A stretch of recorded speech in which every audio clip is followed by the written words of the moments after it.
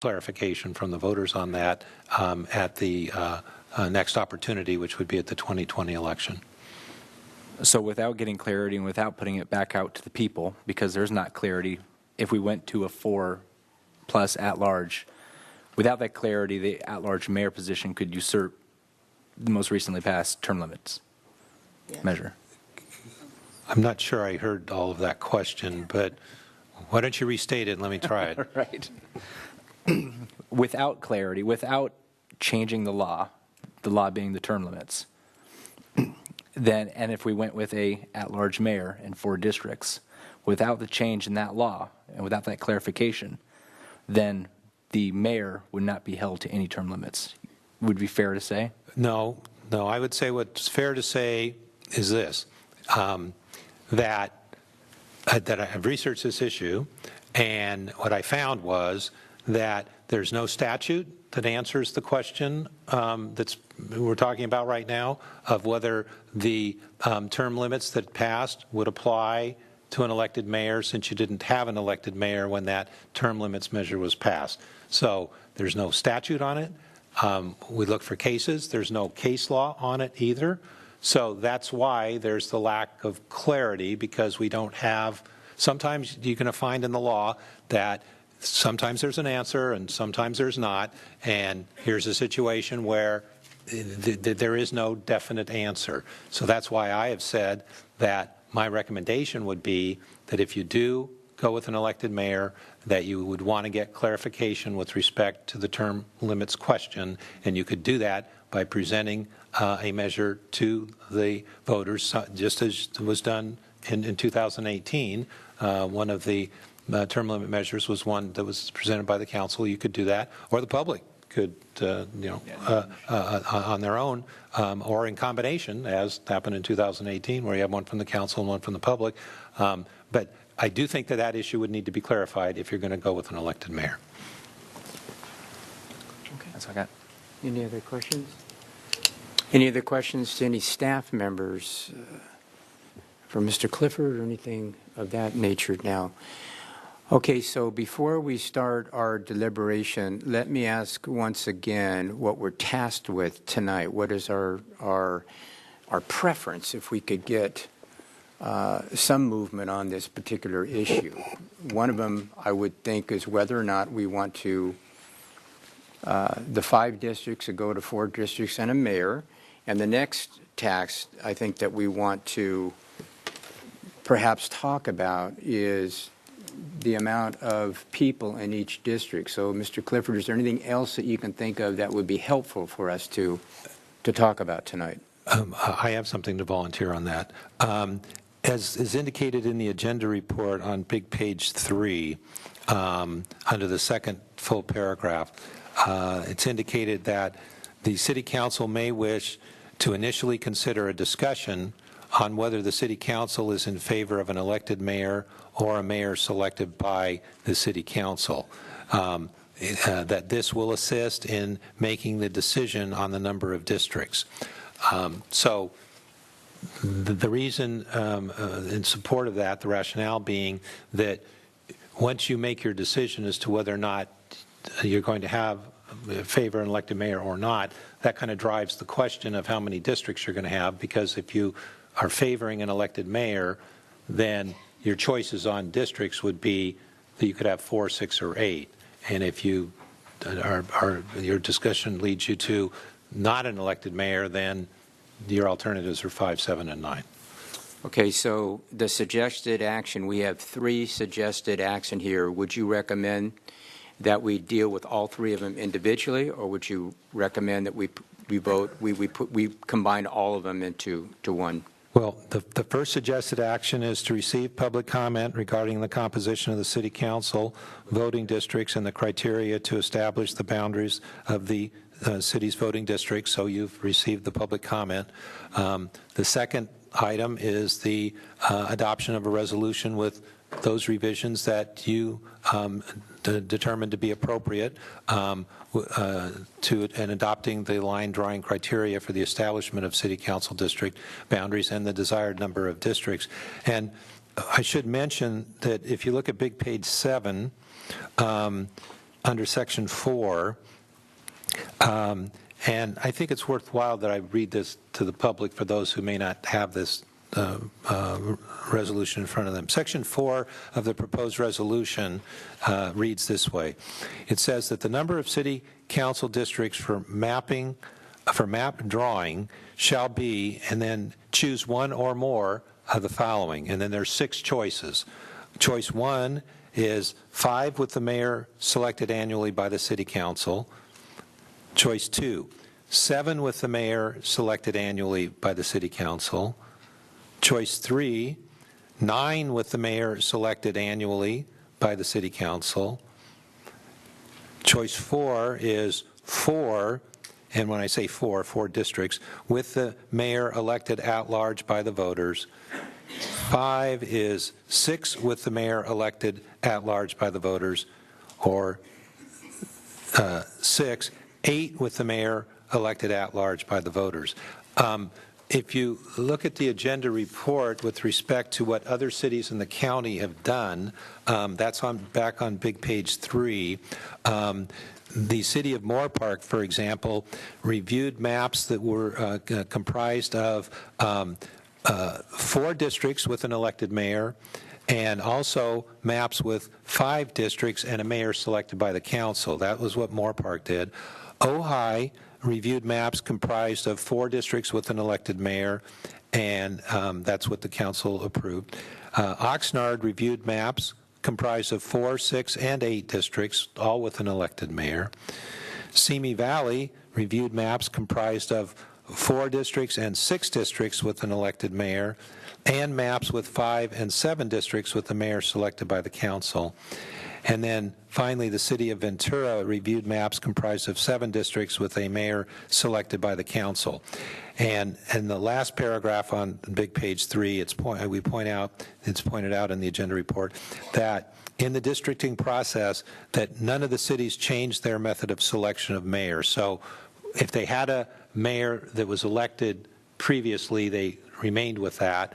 And then Ventura, for example, had their mayor appointed annually, and they stuck with theirs. So they stayed with their same system for selection. I mean, it doesn't mean that obviously you need to do that. It's just I'm giving you this information as to what the other cities did in terms of the analysis. So to go back to the choices that are in the resolution about which you're going to do, you could select one of these and that the maps would be prepared accordingly, or you could select more than one and then see what the maps would look like with those additional choices, such as what some of the other cities in the county did.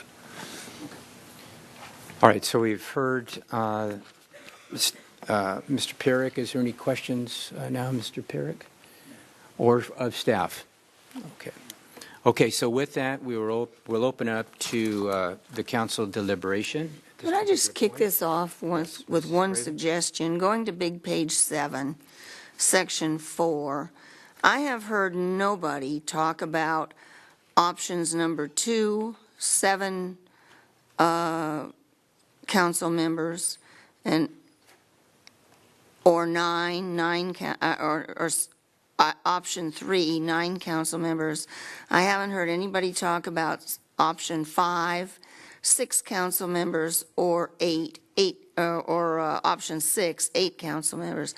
So if the council doesn't object, why don't we just get those off the table and then talk about the other 2 that are left, number 1 and number 4. Number 1 being 5 council members with the mayor selected annually by the city council, and number 4, 4 council members with the mayor elected at large by the voters. What is the feeling of the council members on that? I see people shaking their heads, so let's go over that again. We will be discussing option number 1 and option number 4 during our deliberations. All right, so with that, we can start our discussion. Would anybody like to start off with the discussion? Okay. Susan, okay. Ms. Santangelo. Thank you. This is really, really important issue to me, and I know based on the interactions I've had with our community over the last 3 or 4 weeks. And I want everybody to know that I take it really, really seriously. And this has been causing me a lot of angst because I'm hearing a lot of different things from a lot of different people. And I just want everybody to know how much I'm trying to get this right, not for me, for our community. I also want to acknowledge some of the disappointment or dissatisfaction with the last public hearing. And, you know, we're doing this for the first time, too. And I think that there was an appearance that we had made a decision, but we did not vote. And one of the things that sometimes I think the public forgets is that the first time that we're able as a group to discuss any of this is here. And so at that last meeting, literally that was the first time as a group that we were able to find out what we were thinking about this process as well. I agree that the ACORN very much misrepresented what happened at that meeting, and I actually asked them to make a change in that article. As far as getting the word out, I think we've done I see very strong similarities between what we have done for these hearings as what we did for the community workshop for the courthouse. And we had almost 100 people show up for that. So I don't know what drives people out.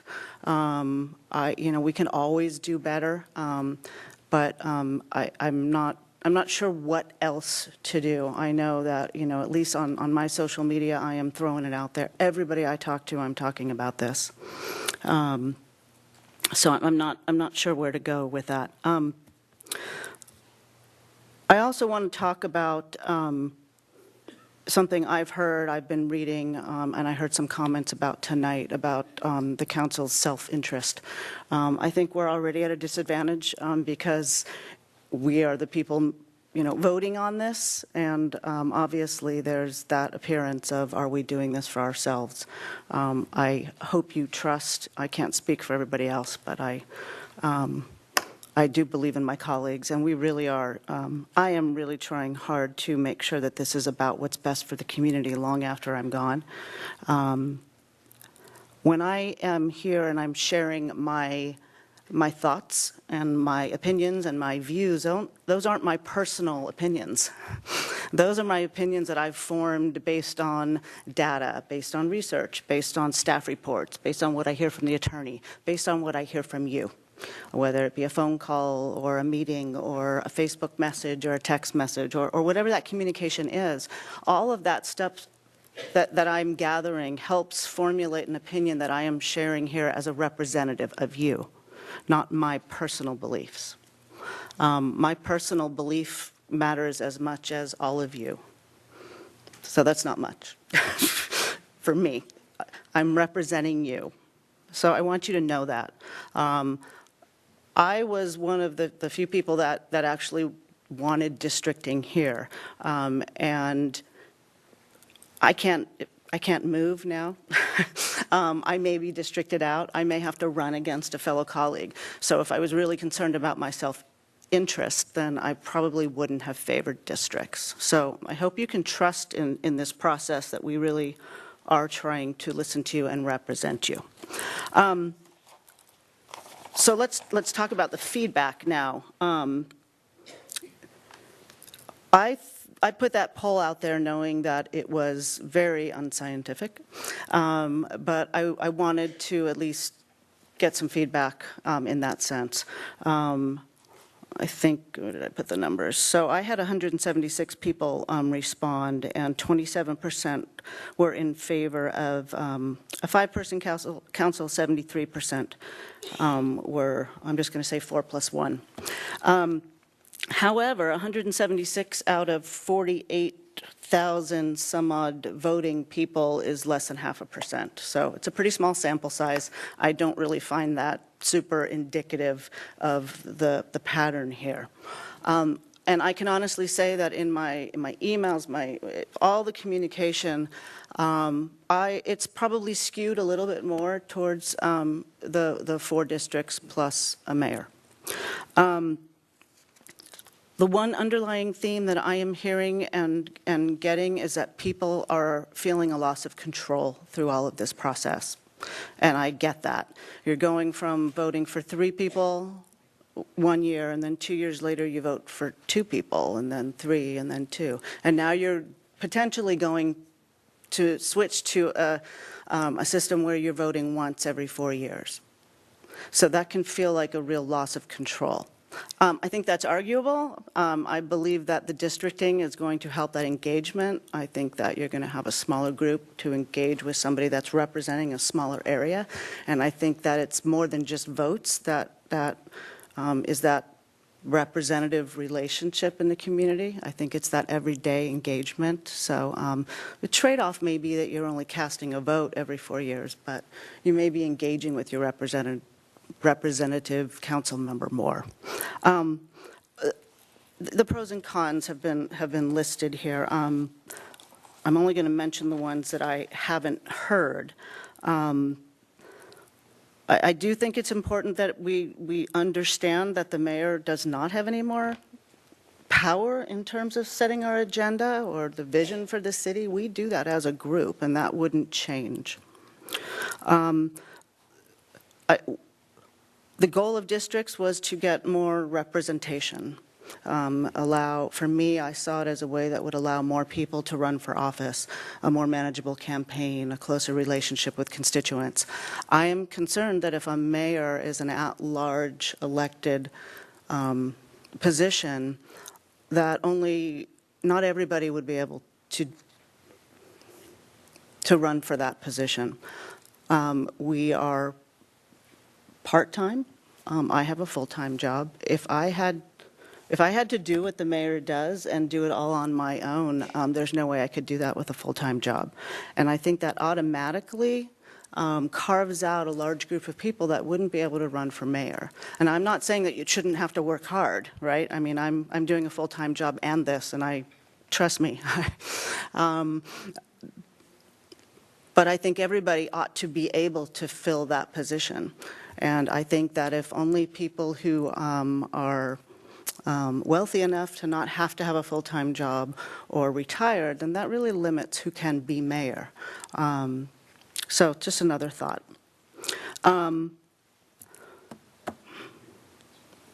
Stand by.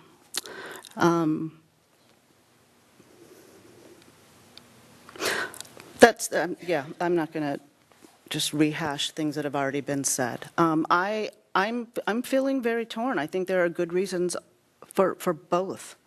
I personally lean towards one over the other, but again, it's not my personal belief. I would propose that we ask for 2 maps. I don't think we need to make the decision yet. I think asking the public to turn in maps that show us their idea of both ways may provide some insight. Maybe we find that 5 districts just doesn't work well, no matter how you cut it. I don't know, I'm just throwing that out there. Or maybe it'll be the opposite. Or maybe there'll just be, a map that stands out for some other reasons that helps us make that decision. So one proposal would be from me to go with those 2 choices. The other idea that I'm just going to throw out there would be to settle on 5 districts now and then put it to the public to vote on in 2020 and really give the people their choice. So that's where I'm at right now. Those are my 2 suggestions rather than making a decision tonight on one. Mrs. Craven? Yeah, I have several things, and I want to say again, I was not in favor of districting, and I think it will divide our city more than it's already been divided, according to what some people said at the previous public hearing and at the January meeting, or it will divide the city in a way it's never been divided, according to a way a lot of other people think. I want to talk a little bit about the mayorship, shall we call it. Even though the mayor, whether the mayor is elected as a mayor or as a council member, that person has no more power than any of the council members. However, there is a perception, I believe. If you go to Oxnard, where they've had an elected mayor for quite a while, there's a perception that that mayor has a lot more power than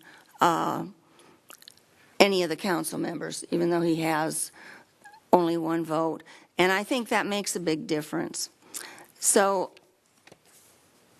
I believe that as a general law city, with a city manager, council, form of government, well, it served the city well, and I think it would continue to serve the city well.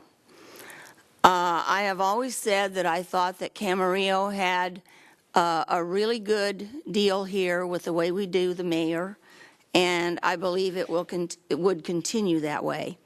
Each of us on the first Wednesday of December grabs a baton and we run a marathon for a whole year. We go out to all of the events. We do a whole lot more than elected mayors do because they can't keep up that energy continuously year after year after year. By the next December, first Wednesday of December, we pass the baton along to somebody else. And I think that has served us well. So the point of this, but more than that, the point of this exercise, whether I agreed with districts or not, the point of the exercise, according to state law and the federal law, is to make sure that minorities have a chance to be represented. I believe that if we divided into 4 districts, a minority would have much less chance of being represented up here than if we went with 5 districts, because the population of the 5 districts will be smaller. Each of the 5 districts will be smaller. And so I think that 4 districts would be more discriminatory than any other way of doing it. I think it minimizes the impact of the minorities within the district. So I favor a 5-district and 5 elected council member system. All right. Anyone else? Mr. Mulchay? I want to echo a lot of Susan's sentiment, and I'm not going to repeat most of what you said because you said it excellent. You said it very well. You said it probably better than I could. And for the sake of everyone's time, I echo a lot of Susan's sentiment. There's probably 1 or 2 slight distinctions between most of what she said and what I'm going to say, and that's that I didn't favor districting from the start, and I don't favor districting now. What I'd prefer, rather than 5 districts or 4 districts and a mayor at large, would be 1 district and 5 members. I much prefer that, but that is, we've walked through the door, and there is no going back at this point. A few months ago, when we made this decision to go to transition to districting, I had 2 primary concerns about districting, apart from the fact that I honestly don't think it necessarily achieves its desired result. But one was the dilution of an individual's vote, or the dilution of the threshold one must meet in order to attain a seat up here. And that right now it takes approximately 10,000 votes from an at-large election. And districting could potentially restrict that down to, or whittle that down to as little as 3,000 votes for one to attain a city council seat, making the exact same decisions as we make today, having the same impact on our community as the decisions we make up here today. I don't like the dilution of that threshold. And I also had concerns about it creating factions amongst the council members. So I'm at odds when it comes to 5 districts and a rotating mayor and 4 districts and a mayor at large. And that's largely because, one, each of those puts at rest one concern, and the other one, puts at rest the other concern and raises concerns respectively. 5 districts and a rotating mayor further dilutes that threshold that I'm most concerned about. 4 districts and an at-large mayor makes the districts larger. That is, it helps raise that threshold. It gives individuals an opportunity. If we didn't 4 districts and an at-large mayor, I'd favor that mayor be serving a 2-year term. And that way, everyone can at least have 2 votes as 2 votes, or 2 votes are at least 1 vote every election cycle, as opposed to simply 1 vote every 4 years. They would be more empowered. They wouldn't feel like they're losing control, and their voice has, a little bit more staying power than the alternative. With that, and this is something that goes to what Charlotte said, there is this perception as to what the mayor is and what people think the mayor is. As no ill will towards Kevin, you just happen to be the mayor this year and whatnot. So that is what I say has nothing to, it's nothing to do, doesn't reflect on you. But the mayor, it's an honorary position. They preside over meetings, they do sign contracts, they might speak to the press, they go to ribbon cuttings, they speak at public events on behalf of the city council. Their vote just carries as much weight as ours. We are a team, we are a unit. We must find consensus amongst the 5 of us. This goes back to a lot of what Susan said, and I agree wholeheartedly. And I do have concerns that the 4 district and the mayor kind of undermines that, and then it gives rise, as one speaker, as Bill Little had mentioned, that it could give rise to friction or faction amongst the council and more politicking. And that is definitely a concern of mine. The system has worked since 1964, the 5 members and a rotating mayorship. That's not to say that 4 districts and an at-large mayor might somehow be better.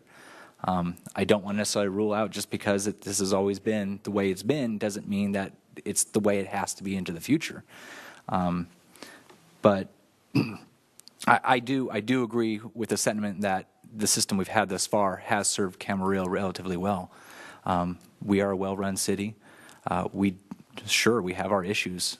We definitely have our issues, and as every community does, I think we have far fewer issues than most of the communities in this county and most of the communities in the state. We are very sound financially. I think we run things relatively well. Not to say it can't be better. I would, I don't want to dribble on, but I do favor Susan's recommendation of because I am hearing things, I'm hearing a lot from a lot of different people, and they're falling on both sides of this issue. I don't think there's enough education amongst a lot of the public as to what the benefits and the pitfalls are of one over another. I think looking at 2 different sets of maps might help enlighten us on the council. I think it'll help enlighten you as you participate in that process and really kind of go through the motions and looking at what 4 districts and at-large would look like and what 5 districts would look like. I am leaning a little bit heavy to one side more than the other, but I like to keep an open mind through this process. So I'm sure I can be enlightened, and I should keep my mind open to new information and the public's will. And right now it's overwhelmingly cited to 4 districts and an at-large mayor. Again, Susan and I ran polls, and 170, or in my case 140 votes is not a properly representative sample size in which to make this a decision that's going to affect upwards near of 70,000 residents. But I'd be open to kind of doing a 2-track as we walk down this road. Mr. Emily, would you like to?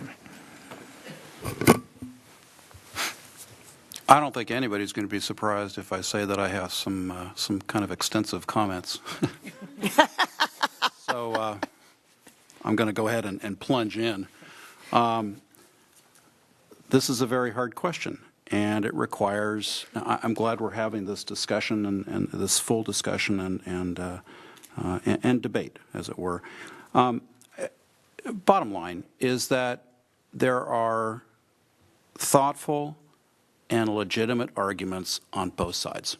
There just are. I've received input from residents on both sides of the issue, and we've heard input from residents on both sides of the issue tonight. And interestingly enough, those contrasting views are coming from both supporters of switching from at-large to districts and from those who wish that we weren't switching from at-large to districts. So you have this full universe of comments and positions that are coming in. My views are informed by what I've heard from people, including those who, and I appreciate their speaking tonight in this public hearing, and based on my experience as well. And I've had a chance to speak with council members in other cities who have gone through this process. So I want to start first from a common baseline. The common baseline is this. Switching from at-large to districts is obviously very significant. We can all, I think, agree to that.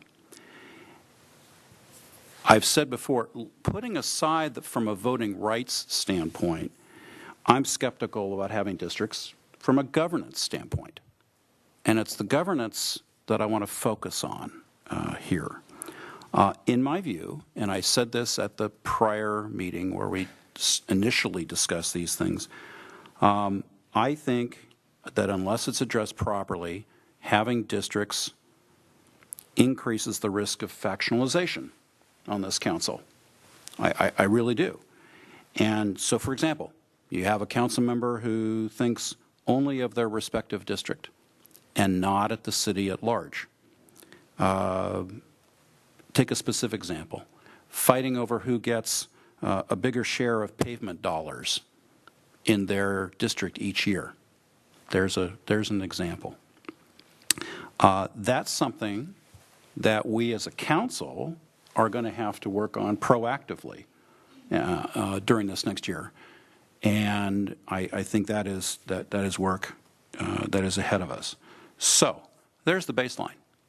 Now let's weigh both sides. And, you know, being a lawyer, I got to weigh both sides. Sorry about that. Not really. On the pro side, there is some legitimate appeal in having one person responsible to city voters at large. And you distill it down to two reasons. One, that person is unencumbered by having to focus on a specific district and could focus on the city at large. At least that's the assertion. I'm going to come back to that one later. That's the assertion. Number two, from a voting standpoint, as many of you have said tonight, and I appreciate, city residents could elect a mayor separately in addition to their vote for a council member from their district. If we went to, for example, do a 4-district plus a separately elected mayor. Those are good points. Now, you have to weigh them against the counterpoints. On the other side, there are several legitimate arguments, in my view, on why it's not a good idea from a governance standpoint to have a separately elected at-large mayor. And I want to talk about 4 of them. Number 1, I'm concerned that having an elected at-large mayor with all the other council members elected by districts actually increases the potential for a dysfunctional council, for a council that's infighting. That is a primary concern of mine. That's not healthy from a governance standpoint. That's not healthy for a well-run city like the city of Camarillo. No one in this room, if I asked people to stipulate, I don't think anyone wants to see our city council become like Congress. Perish the thought, because very little of substance gets done there because of infighting among members. That, in my view, is actually a worse disenfranchisement of voters. than not having a separately elected mayor. Why does having an elected mayor increase the opportunity for factionalization? Or dysfunction, let's make it dysfunction. Well, the mayor in essence, and everyone's paid respect to Kevin tonight, we're all picking on him, but the mayor is in essence an honorary position. They have just one vote, and the same as other council members. I don't want to see a situation created on the council where animosity is embedded on the council because a mayor feels that his or her vote is worth more and that they're more important than the other council members because they've been elected at large. That's the concern. I think that invites power brokering. I think that invites jockeying for position rather than working as a collective body for the good of the city, because we still have to base, our obligation is to do what we think is right for the entire city. And we all up here obviously have been elected at large, and I know have that perspective. Well, where do I get that from? I get that from 35 years of law practice, many times appearing in front of city councils that have different models of governance, including A, either a mayor, or B, not having a separately elected mayor, or B, not having a separately elected mayor. Secondly, it's not just a council issue. I think there has been comments by a couple of council members tonight and by members of the public that what happens when you have a separately elected mayor and their sense that their view should carry greater weight than other council members, what happens when they're not content with setting policy? What happens when they want to start micromanaging? And by that I mean becoming overtly engaged in the management of the city. And in effect, I've seen situations where that person becomes an ex officio city manager. That can create internal conflicts in the management of the city. So it's not just at the council level, it's at the management level. Having a separately elected mayor can create the expectation, however erroneous, that the mayor manages the city. That's not the mayor's job. It's not the mayor's job here. Camarillo's system of government, having a professional city manager run the city under the policy direction of a 5-member city council, has worked since the city's incorporation. It's worked well. Most people I know, I guess there are a few exceptions, but most people I know think the city, by and large, is relatively well run. And sure, we got issues. We have things we could do a lot better on, and we always do, and I freely admit that. But I think having a separately elected mayor, you're asking for potential problems from that standpoint. Thirdly, the mayor is an honorary position. But with a separately elected mayor, you have this expectation created. I'm concerned about that. You have an expectation created that they're more powerful than they actually are. So the question is, why create that expectation when they have more power when in fact they don't? What's the point? Fourthly, an elected mayor position is viewed by some as just a stepping stone to higher office, as opposed to focusing on what's best for the city. I want the mayor here to focus on what's best for this city, and I think all my colleagues do that. Those 4 thoughts are all, in my view, real-world problems created by having a separately elected mayor. And the bottom line is that it has the potential to make the council's government of the city more difficult and more dysfunctional, and no one wants that to happen. Setting the table for council dysfunction is not a win for city residents. It's a loss. That's a worse disenfranchisement of voters. That's creating the friction points that were talked about earlier. Why go do that?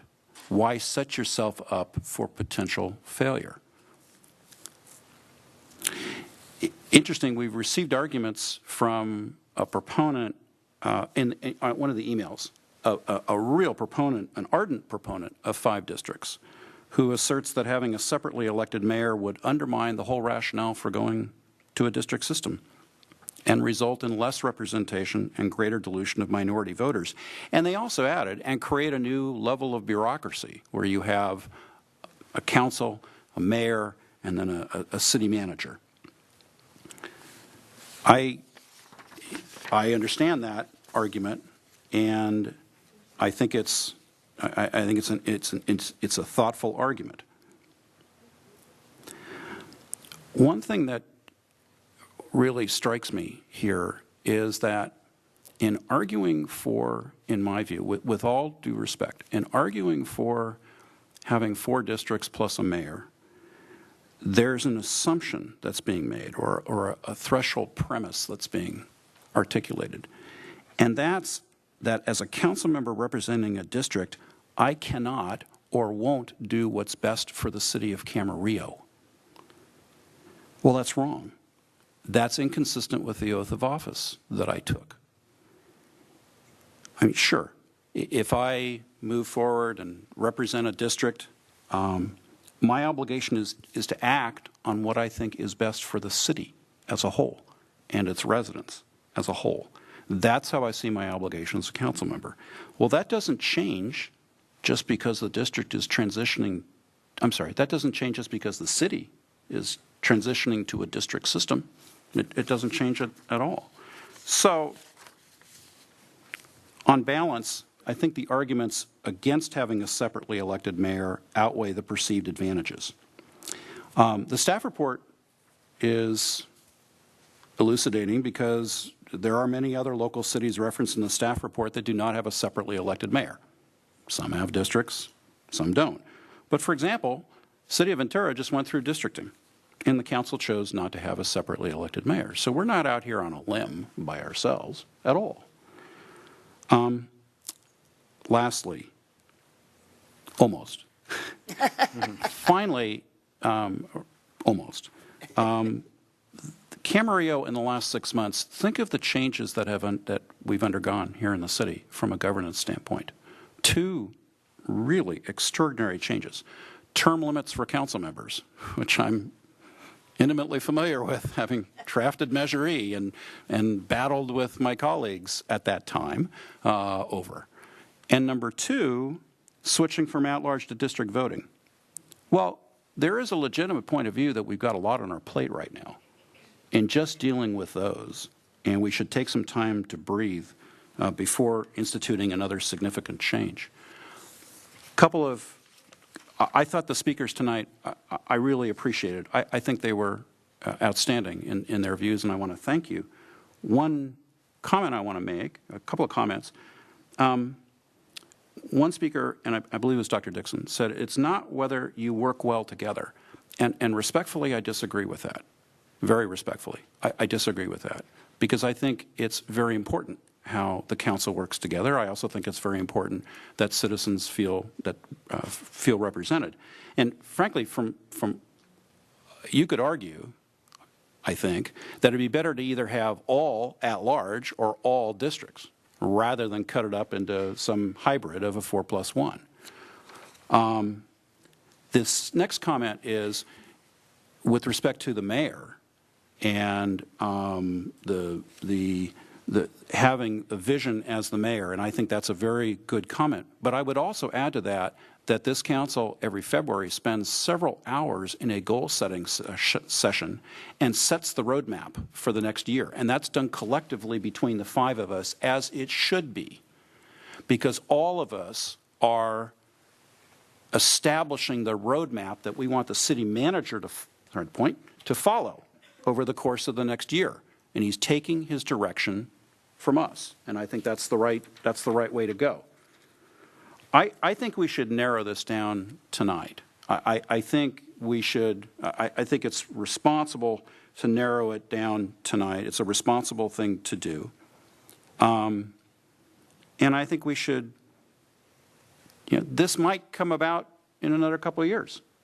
I don't think, who knows? We may want to come back at some point and re-examine it in 2020, 2021, right? But I think right now we need to breathe and breathe deeply, do what's in front of us, and stay with the district, stay with a five council member district setup. So thanks for your patience with those long remarks. Okay, so I'm not an attorney, so my comments will reflect a pants salesman. Yeah, but is the sale coming up, or you're trying to keep it going? All things being said. Kind of jotted down a couple of thoughts here, and I thought first when they were talking about maybe an elected mayor, I thought, well, wow, that would be something that might be kind of interesting for the city. And as most of us do, you sit down with a piece of paper and you write the pros and cons. And as I got more deeply into it, I'd like to, first of all, thank everybody that's here that took the time out of their busy schedules to come up here and talk about this, this issue here. That's really enlightened for me. As was said, we incorporated in 1964, and in those days, it took them a while to really get into any kind of rotation. And it was kind of interesting. It wasn't until probably 4 or 6 years afterwards. 6 years, I believe they went to a 2-year mayoralship. Well, they had 2 years at first. They had 2 years. And a number of years before I was elected, they actually changed it back to 1 year. And as I said, there's arguments on both sides of this issue.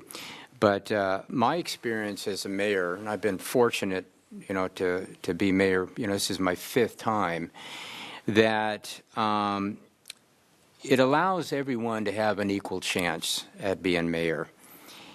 And my experience, too, is that it keeps a lot of the special interests out of issues, too.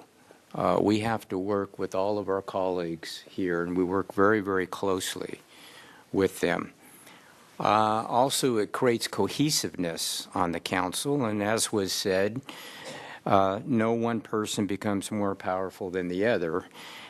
However, when you do become a mayor, there is some influences that actually come your way. Whether you elect a mayor or you're appointed the mayor, people have a certain expectations of what the mayor can, and sometimes, more importantly, what the mayor can't do here. I think of a main importance of this is that the rotation helps you round out and mature as a council member. You become more refined and you gain valuable experience being mayor. And I can remember my first term. I was a young and aspiring council member, and I got into the seat of this mayoralship here, and boy, did it change my experience as being a council member. You grow exponentially when you do become mayor. And let me be very clear, this seat is referred oftentimes as a hot seat, and boy, there's times when this seat gets real hot.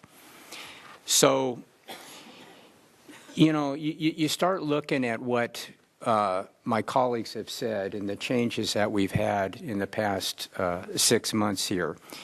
We do have, in my opinion, a tried and proven system here. The system in place, it has worked. I always try to improve the current system before I replace it totally. And my feeling is that this system has worked.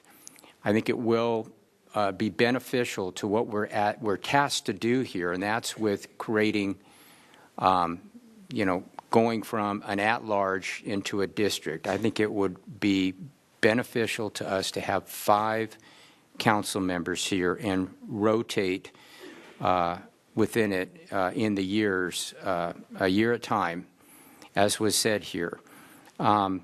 We're asked to do a lot with this, and I understand everybody's opinions, and there's really not any right or wrong. All I can say from my experience that this system that we've got with 5 council members rotating on a yearly basis has been, in my opinion, very effective to the city council here.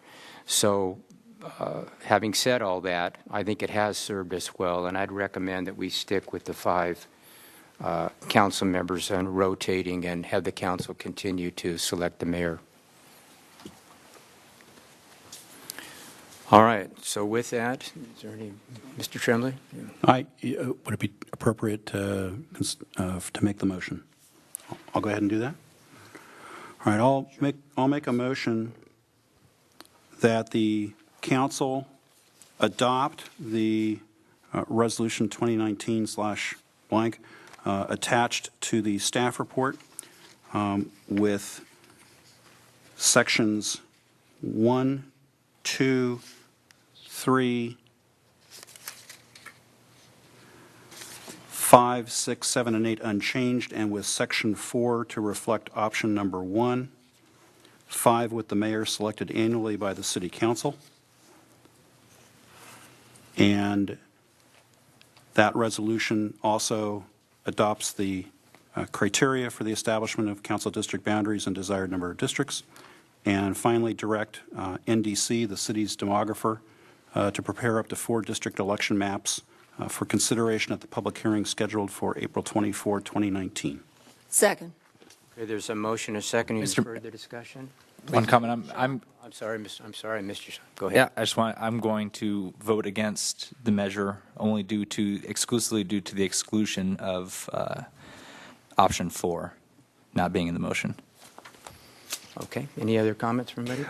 I had one question. Did you say in your motion that the resolution directed the demographer to prepare the 4 maps, or did I mishear that? Yes. Yes, he did. I misheard.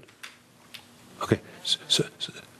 I'm sorry, Mr. Pira, can you restate? Yeah, I'm probably not doing a great job here, but understood the motion on the resolution. Were you also moving the, which is the third action item, to direct the I did. demographer? Yes, okay. that was included All in right, the I'm motion. sorry that I, okay. Please vote. That passes 3-2 with Ms. Santangelo and Mr. Milche voting against. Okay, with that, I'm going to take a 10-minute recess, and we'll be back right in 10 minutes.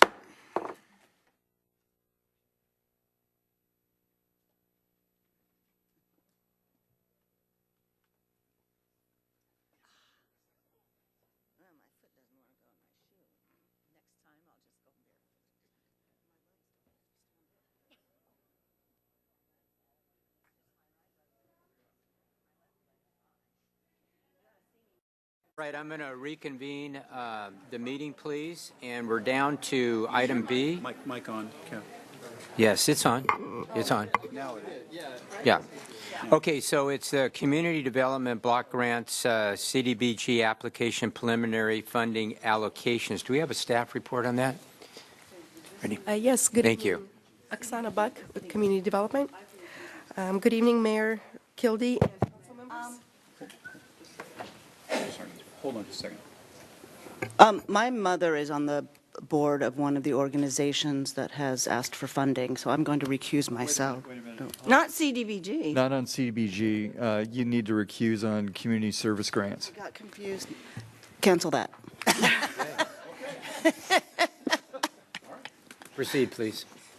The purpose of this hearing is to provide an overview of the CDBG program, review funding requests for fiscal year 1920, to receive public input, and review and approve preliminary funding allocations. CDBG is a HUD-administered program that has been in effect since 1974. It provides annual formula-based grants to the state, cities, and counties to carry out activities that meet one of the following national objectives. It must benefit low or moderate income persons, prevent or eliminate blight or slums, or address urgent community need. In order to be eligible, the city must have a 5-year consolidated plan that identifies community needs and provides a framework for addressing them. The city's consolidated plan is current and is in effect until May 2020. In addition to the 5-year consolidated plan, the city must also develop annual action plans that explain how the city will spend its annual CDBG grant. At the end of each program year, the city must prepare and submit to HUD the CAPER, or Consolidated Annual Performance and Evaluation Report, on its CDBG program accomplishments. The CDBG annual cycle begins with a public workshop, which was held on December 5th, followed by the application deadline of January 25th. Today is the first public hearing in which we present the funding applications, receive public input, and adopt preliminary funding allocations. After today's hearing, we will anticipate HUD announcing the city's CDBG allocation for fiscal year 1920, which will be sometime in late spring or early summer. Once the allocations are announced, staff will prepare the draft annual action plan and release it for a 30-day public review period. After the review period, staff will bring the action plan for City Council consideration at a second public hearing. Once the action plan is adopted, it will be submitted to HUD for a 45-day review. And usually by September, the city receives a funding agreement from HUD, and then the city can execute agreements with the agencies. In September, the annual report, or CAPER, is submitted to HUD for the prior program year. The city's current CDBG balance is approximately $472,000. This number includes the program income we received so far this year and the unspent funds that have been carried over from prior years. Of this balance, approximately $225,000 is already committed to various programs, and we anticipate that most of it will be spent. The remaining $247,000 is mostly the program income received so far this year and has not been committed to any programs. On April 30th of each year, HUD reviews city's performance to determine whether funds are being spent in a timely manner. In order to be considered timely, the city's balance cannot exceed 150% of the grant amount for the current year, or in this case, it's $465,342. And as I mentioned before, the city's current balance is $471,749, which is about $6,500 more than the allowed balance by April 30th. However, we anticipate that the city will meet this requirement. So those funds will be rolled over next year then, that balance, is that right? The balance that we've got now of $471,000? Yes, the unspent portion will be rolled over. Yes, thank you. We estimate that the city will have approximately $637,000 available to commit to various programs in fiscal year 1920, and this amount includes the following: $247,000 of uncommitted funds, which again is mostly program income received this year, and the rolled unspent funds from prior years. We estimate that approximately $65,000 that's currently committed may be left unspent by the end of the program year. We anticipate additional $25,000 in program income from a housing rehabilitation loan repayment, and we estimate a potentially $300,000 allocation from HUD.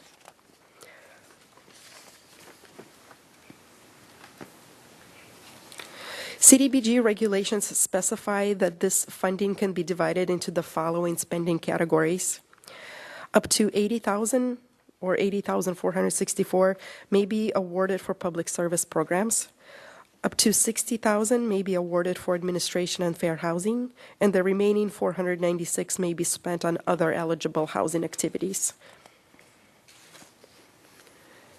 Now I'll go over the 9 funding applications we received from the public service agencies.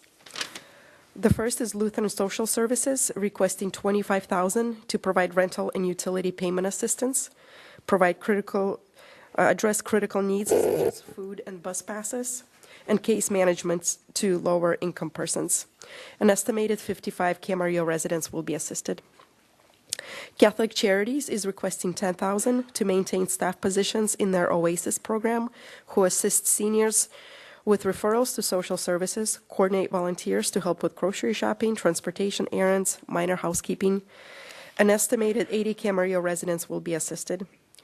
Ventura County Human Services Agency is requesting $8,500 to pay for fleet services to provide transportation for the homeless persons or families staying at their RAIN Transitional Living Center. An estimated 8 Camarillo residents will be assisted. Interface Children and Family Services is requesting $9,000 towards operating the 24-hour-a-day referral helpline. An estimated 2,000 Camarillo residents will be assisted by the helpline.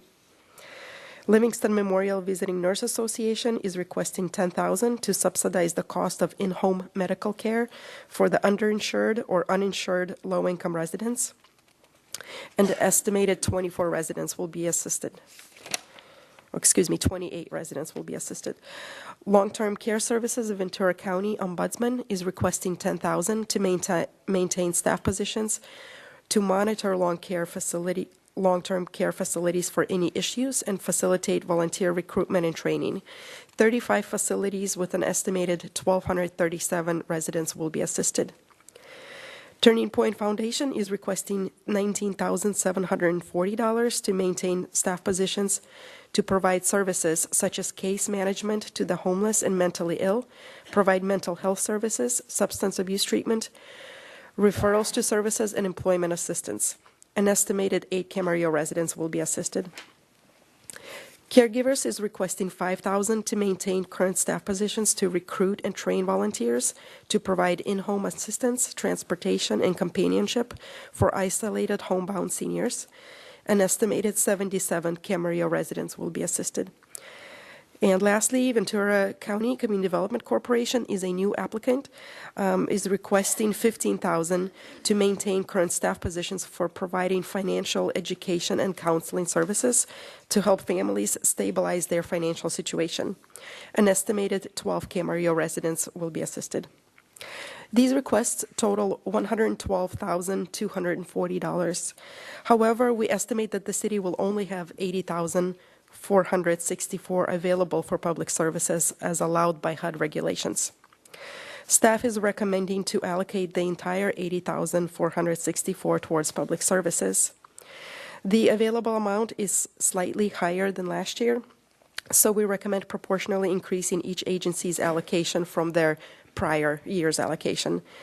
And the agencies that were fully funded are being recommended for full funding again. Now I'll go over the funding requests for the other eligible programs. Habitat for Humanity is requesting $150,000 for the home repair program to purchase building materials and complete home repairs for low-income families, including seniors, veterans, and disabled individuals. An estimated 10 Camarillo residents would be assisted. Staff is recommending allocating only $50,000. And the lower allocation is consistent with the agency's past 2 years' expenditures. In fiscal year 17-18, Habitat spent $56,000 and $29,000 so far this fiscal year. However, if Habitat demonstrates a need for additional funding, staff can come back to City Council to request an additional CDBG allocation. The next two programs listed on the slide are city programs. The first one is the Owner-Occupied Housing Rehabilitation Program, which provides zero-interest deferred payment loans to lower-income residents with needed property repairs to improve living conditions and attain minimum property standards.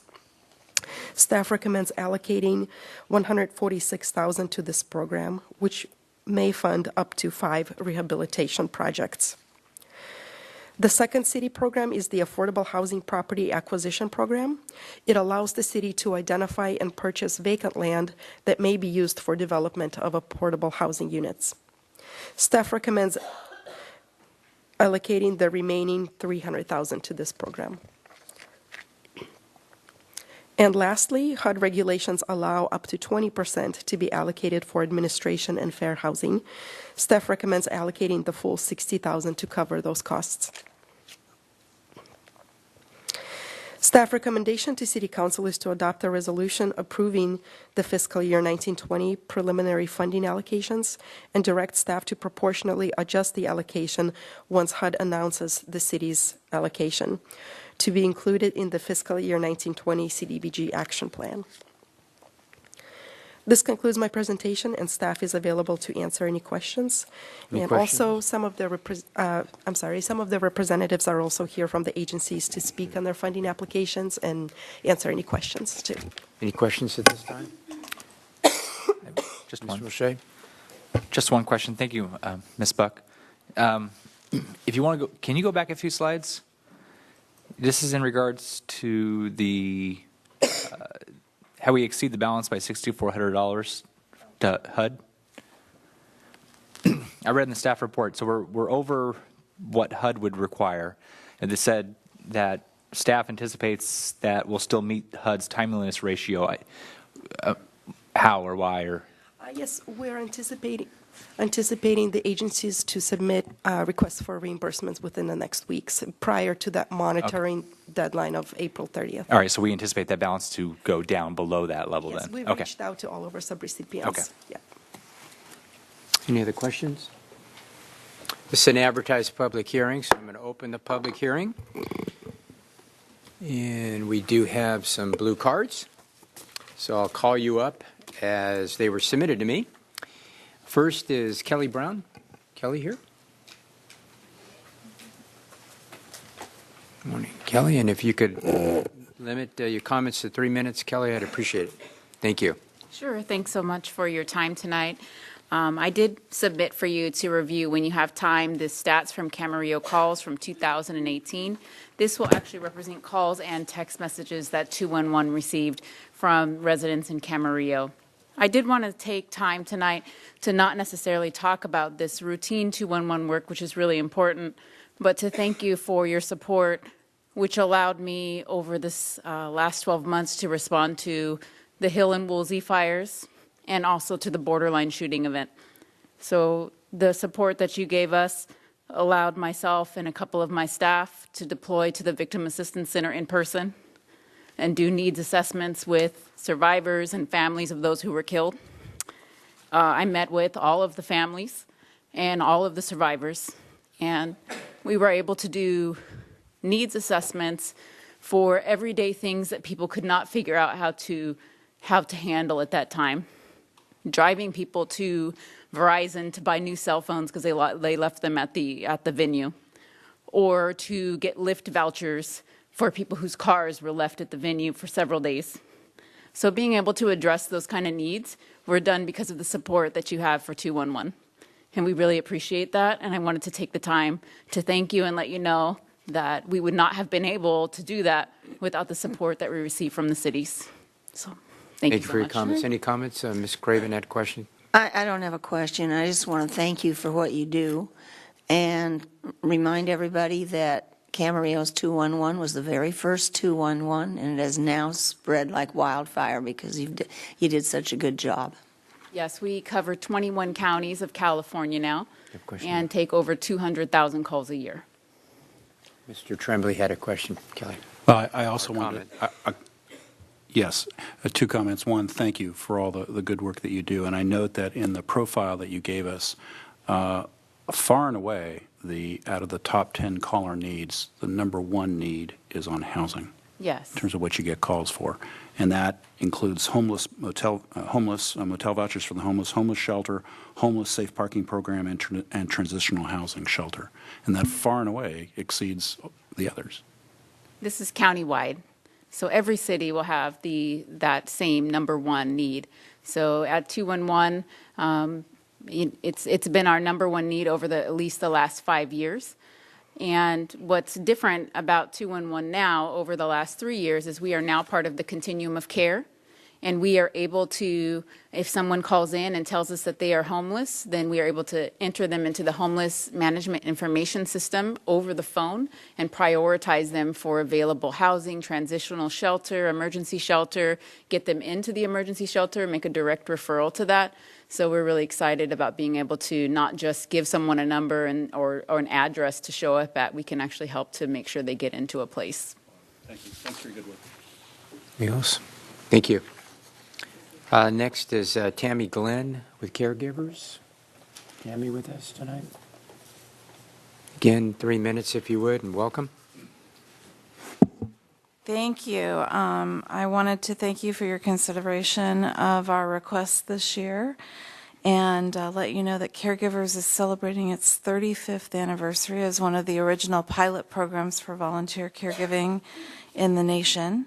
We're really proud to be serving Ventura County and very proud to be serving the city of Camarillo. Your support is a real testimony to the needs of one of our most vulnerable communities in the county, which is our seniors. And I I like to share a quote that I heard because I think it's very telling, that youth are considered an investment, but our seniors are often considered an expense. It's just an area that people compartmentalize and don't often realize. There's a tender gray area when you're aging, when you're not going to be on hospice, but maybe you're not driving anymore and you need a helping hand. And that's where volunteer caregiving has really stepped in over the last 35 years. I think it's filling a tremendous gap that we have, not just here in Camarillo and in Ventura County, but really across the nation. It's one of our fastest growing populations. And one of the other stats that I find interesting is that we now have more people in this country over the age of 85 than we have under the age of 5. So this is a serious area that needs support. What else do I want to tell you? This, we came into our 35th year, I really wanted to focus on making this the year of the volunteer. And so volunteer recruitment is really key to the work that we do. We've tried to build that into every grant that we're going for. About 20% of the seniors that we serve are here in the city of Camarillo. And we do a lot of the basic needs for them. But one of the key things that volunteer caregiving is known for is the hallmark, which is a one-on-one match. And because we've been around for so long, we have volunteers from the community that are matched with frail seniors. Some of the relationships go back 20 years. So it's not unusual for volunteers to form those relationships. In fact, one of our board members, Glatha Hemi, was matched with a senior for 12 years, and she took a break after her senior passed and now joined the board of directors. So our volunteers serve with us for a long time, and it's wonderful support that you do. Thank you for bringing attention to this part of our community.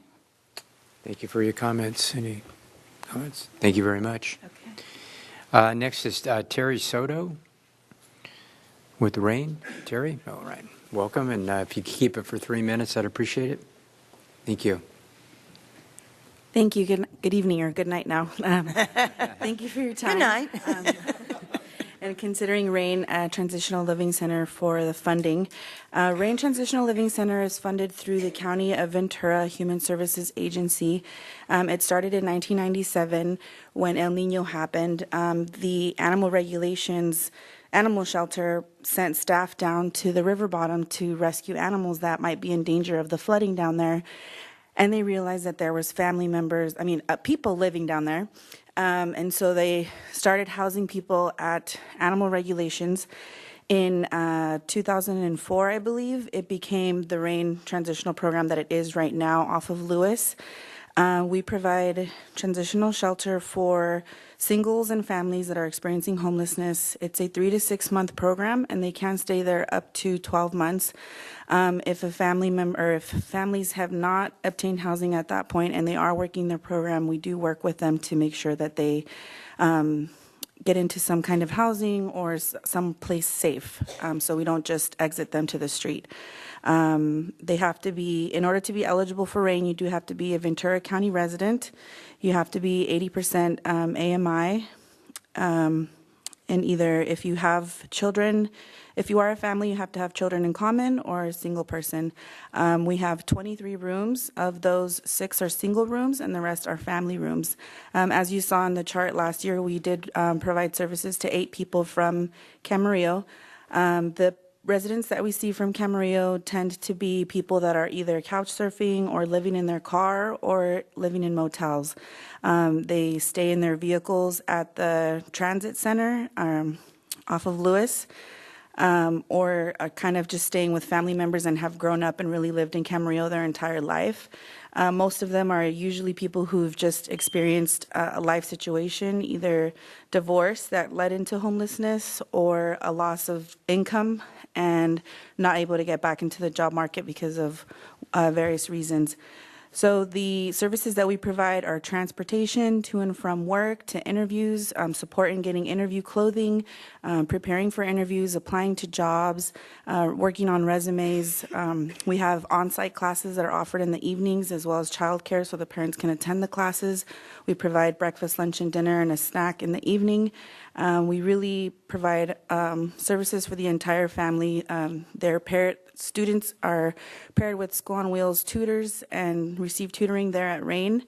So the population that we tend to see from Camarillo are usually single women with children or single adults that are living in the streets, literally homeless. So thank you so much for your consideration for this funding and supporting the RAIN program. Thank you. Thank you for your comments. We have one comment, Ms. Craven. I just have a comment. I don't have a thank you for coming and talking to us again and giving all the new council members an education on what you do. I've always been impressed. I remember when they first appointed Kathy Jenks as the RAIN supervisor or manager at a meeting totally unexpected to her at a Board of Supervisors meeting. She kind of laid out the program, and she made sure that they had classes in financial management and personal money management and everything else. And I was very, very impressed. And I'm still impressed with what you do. Thank you. Thank you. Yes, we continue to do the self-sufficiency classes. Thank you. Thank you. Next is Camille Black. Camille here with Lutheran Social Services. Again, Camille, if you could keep it to 3 minutes, and welcome.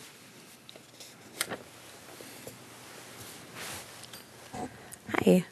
So I'm the new area director of Lutheran Social Services. So I wanted to introduce myself. Our office is in Thousand Oaks that serves the Ventura County area. We meet the clients from Camarillo at the Meal and Shelter program. That's run by Houses of Faith in Camarillo. We primarily provide them with assistance from our program with rapid rehousing. That's for those who are low income or homeless, to keep them from being in the streets, finding them a home. We also have a drop-in center that's in our Thousand Oaks office that provides emergency services like bus passes or gas vouchers. We also have clothing that's donated, clothing vouchers as well, shower services, and clients can receive mail there as well. We also have a meal and shelter program that's run up in the Conejo Valley area, also by Houses of Faith. And the shelter is for the winter, so that's the winter months, which ends this week. We're looking to expand, and thank you again for considering our grant application. I appreciate your comments. Is there any questions? Thank you so much. Next is Jason Meek with Turning Point Foundation. Jason, again, 3 minutes if you would, and welcome. Good evening. I wanted to Pull the mic up, please. Oh, is that better? Yes, thank you. Sorry about that.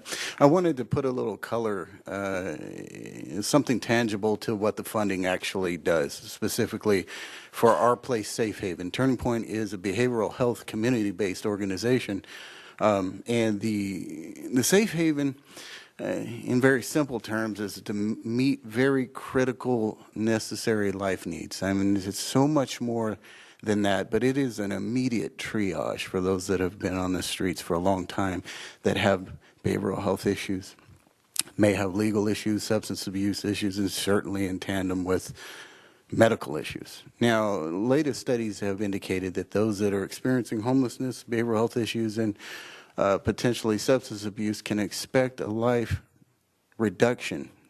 reduction of nearly 26 years. So it's an incredible number, and it really begs the question of how much more we can do within these shelter settings. It's much more than just simply a bed and some food and connection with services. We employ various tactics that are absolutely applicable to the individual, regardless of ethnic backgrounds, socioeconomic status, or any of the other company identifying factors. It's very important for us to meet them in their unique way.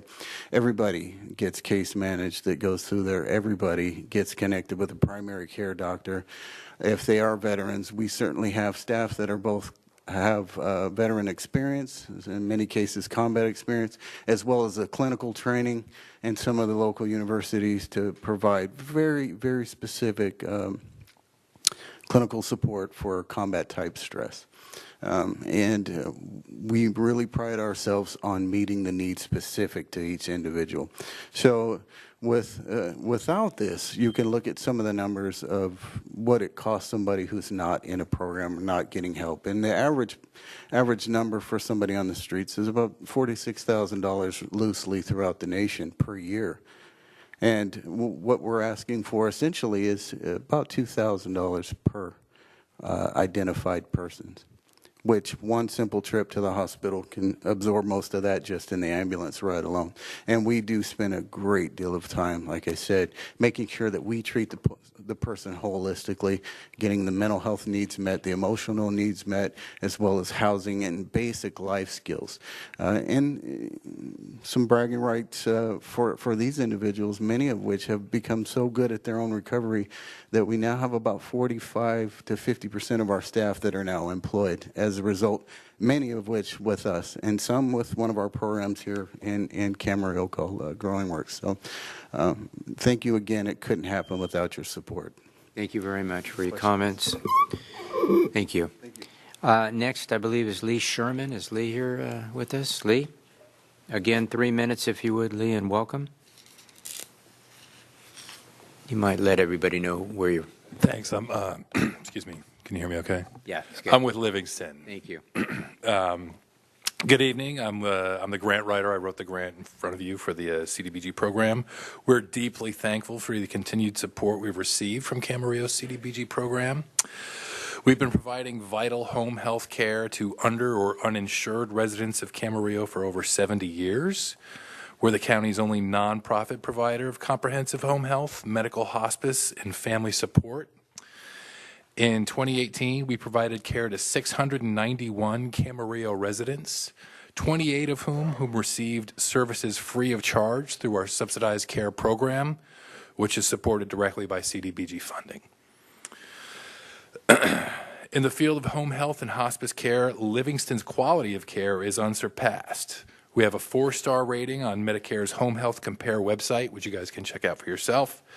We've scored above the state and national average in such metrics as helping patients manage activities of daily living, such as getting dressed, mobility issues, toileting, managing pain and treating symptoms, and the big thing is preventing rehospitalizations. Our team of nurses, doctors, therapists, and social workers work with patients to establish their health goals and build a plan for treatment. We currently provide home health and hospice care to nearly 70% of all Medi-Cal recipients in Ventura County. Our patients come to us recovering from accidents, healing from wounds or surgery, or suffering from chronic diseases or other debilitating ailments. Your funding helps provide equitable and inclusive access to quality professional home health and hospice care for these vulnerable patients. While the for-profit agencies can pick and choose the patients they would like to serve, at Livingston, we never turn someone away because of their inability to pay. And we have a new partnership. For the past 3 semesters, we've been working with the nursing program at Cal State Channel Islands. We've had, it's a mentorship program for the Bachelor's of Nursing, which requires students to complete a nursing leadership course under the guidance of a seasoned practitioner. And our own Terry Helton, who's a Camarillo resident, has helped 9 students now earn their leadership stripes through this program. So we're really excited about that partnership as well. So in conclusion, I'd like to thank the city for allowing us to apply for funds and ask that you join Livingston along with the cities of Ventura, Thousand Oaks, Westlake Village, Oxnard, and the county in making Ventura County and the city of Camarillo a kinder and more caring place to live. Thank you. Thank you for your comments. Question? Thank you very much. Thanks. Next is Jacqueline Jimenez. Jacqueline here? Again, 3 minutes and welcome. I believe she's with Habitat? Yes. Right, thank you. Jacqueline Jimenez with Habitat for Humanity of Ventura County. First of all, thank you for your support. And Habitat for Humanity of Ventura County has 2 different programs. The one we applied for is for our home repair program. We address the critical health and safety issues with low-income families. We focus on serving low-income families with the HUD requirements of under the 80% median income. And the difference between our program and other programs that do home repairs is that we require 8 hours of sweat equity, so they partner along with us in the process of repairing their home. We are completing currently this week 2 repairs out of the 5 that we proposed for the 2018-2019 fiscal year. And with the CDBG funds that we requested, we hope to help 10 families in the future for the 2019 and 2020 year. And so we just thank you for considering us in the application process, and I'm here for any questions. I have a comment. Comment. I guess I'm taking Tony's place of having all the comments. No, I've talked to several, especially elderly people whose homes and mobile homes you've helped repair, building inclines so they could get up easier, replacing windows, and they were thrilled. I know there's an unhappy person with the work that was done with her bathroom, but there are, for the one unhappy person, I've talked to at least 50 who are thrilled with what was done to help them because they felt they never would have had the change. Some of them had the old jalousie windows, and the noise, the difference in the amount of airplane noise that's been coming into their mobile homes with double-planed windows, and the difference in their heating bills and things like that. So you're doing some good things out there. Thank you. Most of our applicants are veterans, disabled, and seniors. So thank you. Thank you for your comments. Next is Sylvia Taylor Stein. I believe she's with the Ombudsman. Is Sylvia here? Again, 3 minutes, and welcome. Thank you. Good evening. First of all, I want to thank you for your support over the years for the Ombudsman program. I am the director of the Long-Term Care Ombudsman Program for Ventura County. We've been serving this county for 38 years. We are advocates. Ombudsman simply means advocate. We go into nursing homes and assisted living, board and care homes, and we advocate for the residents who live there. We have 55 state-certified volunteers, 10 of whom are here in Camarillo, serving and working in these facilities. The federal mandate that governs us only requires us to go in once a year or go in response to a complaint. Our founders set a mandate for us that we would go in once a week to nursing homes and once a month to board and care and assisted living, and that is a minimum. Everything we do is free of charge and confidential. Our visitation program for Ventura County is now the model for the state of California. No other program does what we do, and we're able to do it because of funding, because we can go to the cities, we can go to private funders and ask for funding, and we're able to do the work that we do. Last year in Camarillo, we actually provided 720 visits to your facilities. You have 37. We investigated 150 complaints of abuse and neglect. We worked in 61 resident councils. That means we go and help the residents form a council to advocate for themselves. We provided 60 Camarillo residents with pre-placement counseling. That's individuals who need to place a loved one or themselves in a long-term care facility. We provided 13 workshops on aging, dementia, and long-term care issues for 614 Camarillo residents. And we do this all over the county. You do have more facilities than some of the other cities, and you do have some of the most challenging because we also go into St. John's, Pleasant Valley, to the extended unit where the individuals are on trachs and vents. and we advocate for those individuals as well. So that's what we do, and we want to keep doing it, and we thank you for all your support over the years. Thank you very much. Questions, Ms. Craven? Well, I just want to say, every year I say this is one of my favorite things because you do things for people. A lot of these people don't have any family, they don't have anybody to speak up for them, and you go in and you do the visitations and check it out. And I think the facilities remain better because of they know you're coming in every week or a couple times a month. You're right, and 60% of those in nursing homes have no family or friends who ever visit them. The ombudsman may be the only one who ever looks out for them. So I appreciate what you're doing. Thank you, Charlotte. Appreciate it, yeah. Thank you. Thank you. All right. One more here. We've got Matt Lorimer. Again, Matt, 3 minutes. Welcome. You know, organizations come here every year. I notice you got a couple new ones. I think it's great. You know, everybody needs help in the community, whether it's older people with different issues or whether it's homeless people, and I think it's great. I have really good things. But I do have to correct something Ms. Craven said tonight, because I don't like history to be basically not correct. And so I was the president of Lamplighter Mobile Home Park, and there was a resident there, and her name was Terry Bray. And you know, Habitat's got their act together now, but let's just be honest what happened. Since she brought it up, I do think I should clarify what happened. Habitat went in there. The city of Camarillo didn't do their work. Habitat wasn't licensed for over 40 years. Her work was done, they didn't get permits. They were also fined by the state of California, the Contractors License Board, and you can look that up. Okay, and that was a bad point. That was a point where the city didn't do their job, didn't follow up. Ms. Craven forgot to mention that. She said there was one unhappy person. The reason that person was unhappy, Ms. Craven, because this organization, Habitat of Ventura County, not all of them nationwide, they all are supposed to have contractor's license.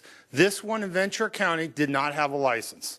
The city of Camarillo didn't do their due diligence, didn't follow through, they didn't have permits, and they screwed up her bathroom.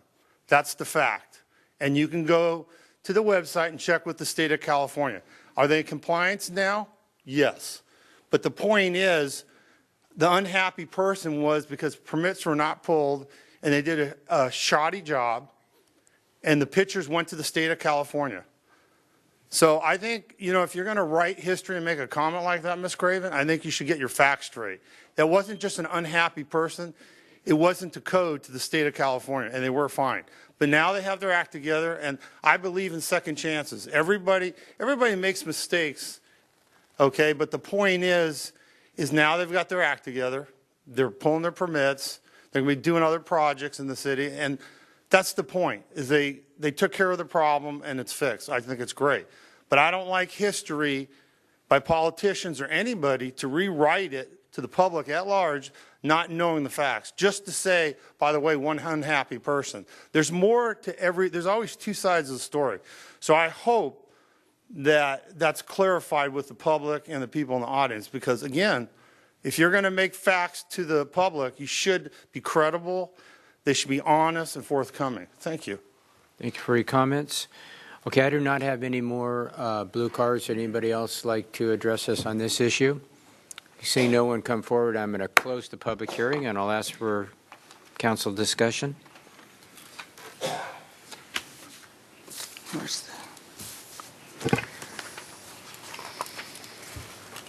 I believe there's a suggested action, Mr. Mulchay. I would. Oh, go ahead. No, my only comment is going to be short, is that some of these organizations I've known about for quite a while, Turning Point, 211, the RAIN, Transitional Center, our Living Center, and some that I'm not quite familiar with. But in going through this and reading about what they do and how they're going to utilize the money, I think I don't have an issue with a single one. I think they're all more than deserving. And I think a lot of them do a lot of great work that's much needed in this community, and that without the funding that we and other cities and or the county provide, that they'd probably be unable to do a lot of their work. And they help some of the most vulnerable in our community, and And nowadays, those people need more and more and more help than ever for a whole host of reasons, whether it is addiction, whether it is the cost of housing and living and what it takes to live in a region like this. So whatever we can do, then the better. Anybody else? Ready to make a motion? I couldn't have said it better. So then, Mr. Mulchay, I move that the council adopt a resolution approving the fiscal year 2019/20 CDBG preliminary funding allocations and direct staff to proportionally adjust the allocation after HUD announces the city's CDBG allocation for inclusion in the fiscal year 2019/20 CDBG action plan. Second. There's a motion, a second. Any other discussion? Hearing none, please vote. That passes unanimously. That gets us down to the sidewalk vending fee resolution. Do we have a staff report on that? Thank you, everyone. Yes, Mayor and members of the City Council. This public hearing is intended to, for the purpose of considering a resolution establishing a sidewalk vending permit fee. On February 13, 2019, the City Council adopted ordinance number 1161, amending the Camarillo Municipal Code by adding Chapter 5.42 sidewalk vending. The ordinance establishes key definitions associated with sidewalk vending, the license and permit requirements, the application requirements, the operational parameters, and vending prohibitions, administrative citations for failure to comply. City staff met to discuss the procedures and the requirements of this new ordinance and the new the implementation of the ordinance to determine the work effort required by the various city departments. City staff also conducted an activity service cost analysis, which computed the cost of service for the activity as the estimated average labor time multiplied by the fully burdened hourly rate for the direct providers of the services. This is a requirement, as user fees charged cannot be for more than the cost of actually providing the service. Numerous city departments were involved in this discussion and this process. The finance department is basically the intake department, processing and collecting all the forms, answering the questions, and then forwarding the application packet to the police department. They're responsible for the background check as required by the ordinance. Community development is involved with the inspection of the carts and the vehicles used. Public Works is responsible for the site inspection for compliance with the requirements of the ordinance, and admin services assist with the review of the insurance documentation as provided and as required by the ordinance. Additionally, there is a fee for a live scan fingerprint as required, and the calculated fee based on this analysis is $511. We feel the fee is reasonable and compared to other agencies is in the range as been developed in other agencies. That is the staff report, and I'm available to answer any questions. Any questions of staff at this point? This is an advertised public hearing. I will open the public hearing. We have one blue card. It's from Matt Lorimer. Again, Matt, 3 minutes. Welcome. Good evening. So, the state of California has a constitution. If people are not familiar with that, it says California cities are granted the ability to impose user fees and regulatory fees for services, activities they have provided. Well, this is long overdue. You know, I used to live in the mobile home park over there, and we had guys selling ice cream out of their ice cream carts, and I can say, wow, very interesting. So I think it's a good idea. I think it's such a good idea that I've got to go back to the Camarillo Ranch House. You know, I asked, again, I want to remind the public, I've been waiting for 3 weeks, and I got plenty of time. I want to know how much money You know, we're doing a parking lot. How much did it take from Public Works, other people? How much time have we put into the Camarillo Ranch? Again, they make between $600 and $1 million. Tonight, we can do this fee. How about if we talk about charging them rent about $10,000 a month? I mean, we still don't know. It must be millions of dollars. You know why? Because it's taken several weeks, and I still don't have an answer on the Camarillo Ranch. And tonight, you're imposing fees. I agree with them. I think it's great. But you know something? Again, the Camarillo Ranch pays no money at all. They're making a lot of money. And this city council, I know some of you are new, the previous city council's been here a lot of years. I want to see why we're not recovering our fees. I think we should pay $10,000 a month, the Camarillo Ranch House. I don't think it's too much money. The staff here talked about all the the time of doing work, creating, you can see all the user fees on this for having a sidewalk. But the Camarillo Ranch House, we have to paint it. We have to do a parking lot. We have to make repairs on it. Several other issues on it. And again, I'm going to remind the people at home that the council, boy, they did a good job. Staff did a great job. But let's start charging. I don't care who runs the ranch house, by the way. But I think it's time we have an organization that doesn't just pay their staff. And we can recover those user fee costs because they consider themselves a private organization. In fact, recently I asked the councilman again to each $1,000 and then to work on the place. I mean, really, if we can do this, I got to remind you, it's my job to inform the public again that they pay no rent and we should capture user fees. Thank you. Thank you for your comments. I do not have any other blue cards. Anybody else like to come forward on this issue? Please come forward now.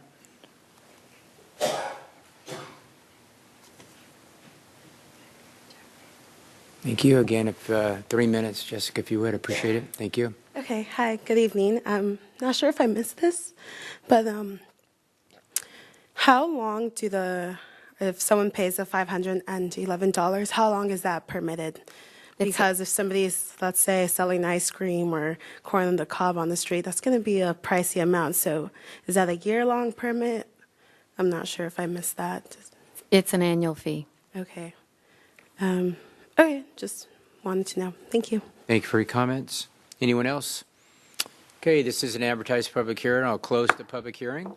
I'll ask for council direction or any questions of staff at this time. Mr. Mulchay, do you have something? No, I'll make a motion. Anybody else? All right. Make Proceed, a motion please. to approve the suggested action, adopt a resolution establishing a sidewalk vendor permit fee. Second. There's a motion and a second. Any further discussion? Hearing none, please vote.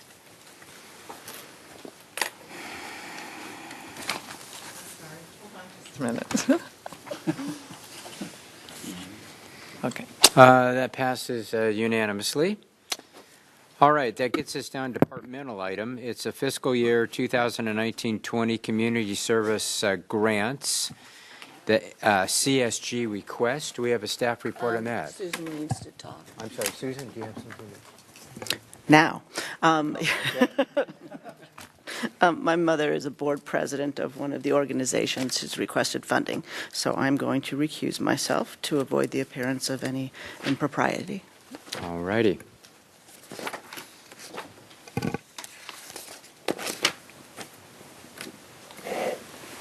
Okay, thank you, Mr. Mayor, members of the Okay, council. proceed, please. Mark? Thank you.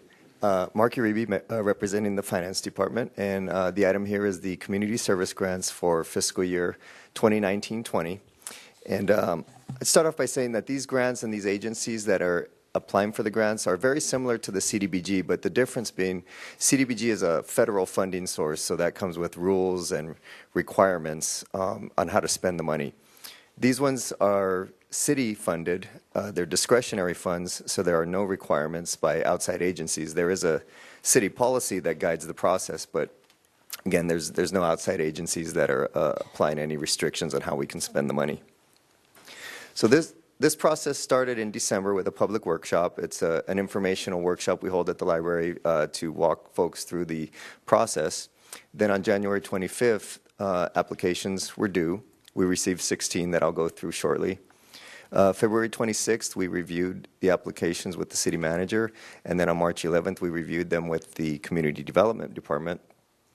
And on March 13th, we, during a city council study session, we went into a detailed discussion on each of the applications, and the results of that discussion are what we're bringing forth now as a recommendation for council approval.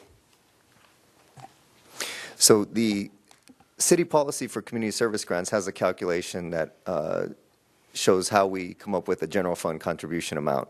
That amount is $63,400. We also have a conduit financing contribution from an outside agency for $1,000 for a total of $64,400 of total funding available for the fiscal year 1920.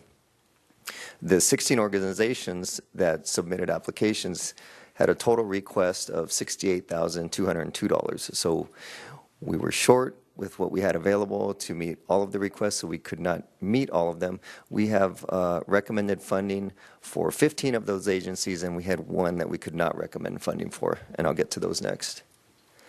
So starting off, number one was the Camarillo High School Music Boosters. This was a purchase for 2 new marimbas. Those are musical instruments, and the recommendation is $10,000. The number two, the Camarillo High School PTSA requested $3,500 for their after prom safe and sober event, and the recommendation is the $3,500. Number three, the Boys and Girls Club of Camarillo requested money to update and improve the club's audiovisual equipment in the auditorium, and the recommendation is $10,000 for that purpose. On number four, the Camarillo Academic Olympics requested monies to cover general expenses for the Camarillo Academic Olympic competition, and the recommendation is $2,500. Number five, the Camarillo Arts Center requested funding for total replacement of an existing irrigation system and a timer, and the recommendation is the $3,512 for that. Number six, the Camarillo Community Band requested funding for the purchase of standard literature for the band, and the recommendation is the $2,000. For number seven, caregivers requested funding for participation in a Summit Ventura County Expo to enable them to recruit volunteers. This one we could not recommend funding, again, because of the limited available funding. This one was not recommended primarily due to the low benefit, and the way that's figured is any Camarillo residents that are receiving a direct benefit from these programs is part of the application, and anything that is below 100 participants, or I'm sorry, Camarillo residents, is considered a low category, and whereas the rest of them are either medium benefit or high benefit. Number eight, the Channel Islands Choral Association requested funding to purchase concert folders and music lights, and the recommendation is $1,539.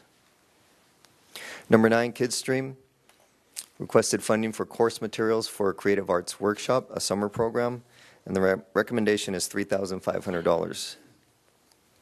Number 10, the New West Symphony Association requested funding for their Symphonic Adventures, their music band that visits the schools.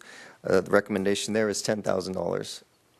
Number 11, the Pleasant Valley Historical Society requested funding for displays for their historic farm implements, and the recommendation is $2,200. On that one, there is a requirement, there is a requirement for this display. They're building a shed to house those implements, and there is a requirement that they have planning approval before moving forward with that one. On number 12, Save Our Kids Music, they wanted to purchase some new instruments, and the recommendation is $3,601. Number 13, Special Olympics, they requested funding to purchase uniforms, pay for transportation costs, and facility rentals for the events. Recommendation is the $2,500. Number 14, Studio Channel Islands requested funding for elementary school visits to their gallery, 6 workshops that are held in the spring and fall, and the recommendation is $3,700. Number 15, the Western Foundation of Vertebrate Zoology requested funding to cover costs for buses to bring kids from the local schools to the museum. The recommendation is $3,360. And lastly, number 16, Rancho Campana Safe and Sober After Prom Committee for their After Prom Safe and Sober event. The recommendation is $2,250. So that concludes the review of the applications, and the recommended action is to approve the recommended funding. And with that, I'm available for any questions. Any questions at this time? No? Okay. Thank you, Mark. Okay, so we've got the fiscal year 2019-20 community service grant request, departmental item. I do have one blue card from Matt Lorimer. And Matt, 3 minutes, if you would. Thank you. Well, these grants are very noble. They're going to help a lot of people. But 2 of them tonight should strike you different than the normal. And I hope you think about it. You know, a few years ago, we lost an officer drunk driving. We got the release of the crime report where DUIs are up. You as councilmen can make more. Tonight I know you're going to vote on this, and I think you should vote for it. But tonight I'm asking you to do more than just vote. You have been elected to a position, and that position, you can make a difference. I encourage all the councilmen, any of you, to attend those schools before this and remind people drinking and driving, and that you don't just affect your life, you affect other lives. I think you guys need to put something out in the community because you are the cheerleaders. It's the most important thing. You know, I went to that officer's funeral. That was disgusting. You know that? And let me tell you what happens. We go through life and we think we know everything, but we have a whole new generation of people who are on smartphones. And they're so busy texting and all that. You are the people that can make a difference. You can open your voice up, and I hope to God you will do more than just approve the funds tonight. I want you to go to those schools. I'm asking you. I used to live in this community. I tell you, if I was elected, I'd go to those schools, and I would want to speak to both those schools and remind them that if you drink and drive, you can not just hurt yourself, you could hurt your families. I asked you to write an article to the paper. I asked you to speak. And I asked you to go well beyond voting tonight. You know why? Because when you get voted, you have such a wonderful opportunity to affect lives.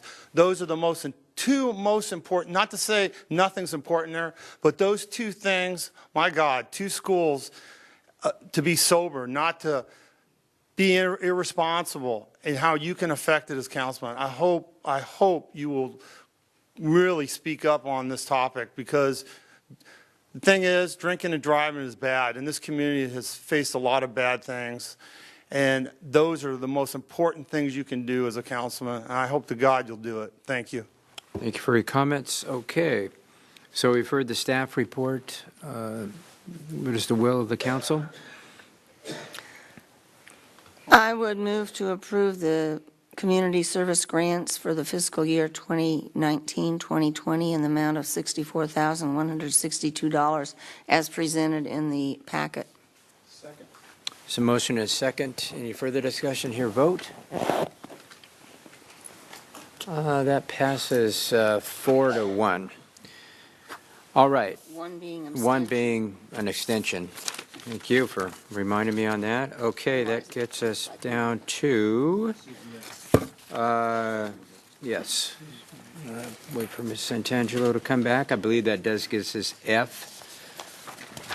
And that would be Mr. Klotzel again. We'll cue you up here in just a second. Okay, Mr. Klotzel, I believe it's item F is a demolition of the structures at 280 Berry Street. Yes, thank you, Mayor and City Council members. I have a short presentation here regarding this item. which is to consider the award of a contract for demolition of structures at 2800 Berry Street, which is the former Stock Lumber site. To orient ourselves, the site is located on the corner of Berry Street and Lewis Road, on the west side of Lewis Road, as shown on the map. Last year, the city purchased the property from Stock Lumber for a housing development project. And a few photos of the existing conditions on the site show the buildings which are now vacant and storage sheds, and along with a shot of an area of soil remediation that was required prior to the close of escrow and the city's purchase of the site. In study session with City Council, it was decided to move forward with demolition of the existing structures, which could be an attractive nuisance.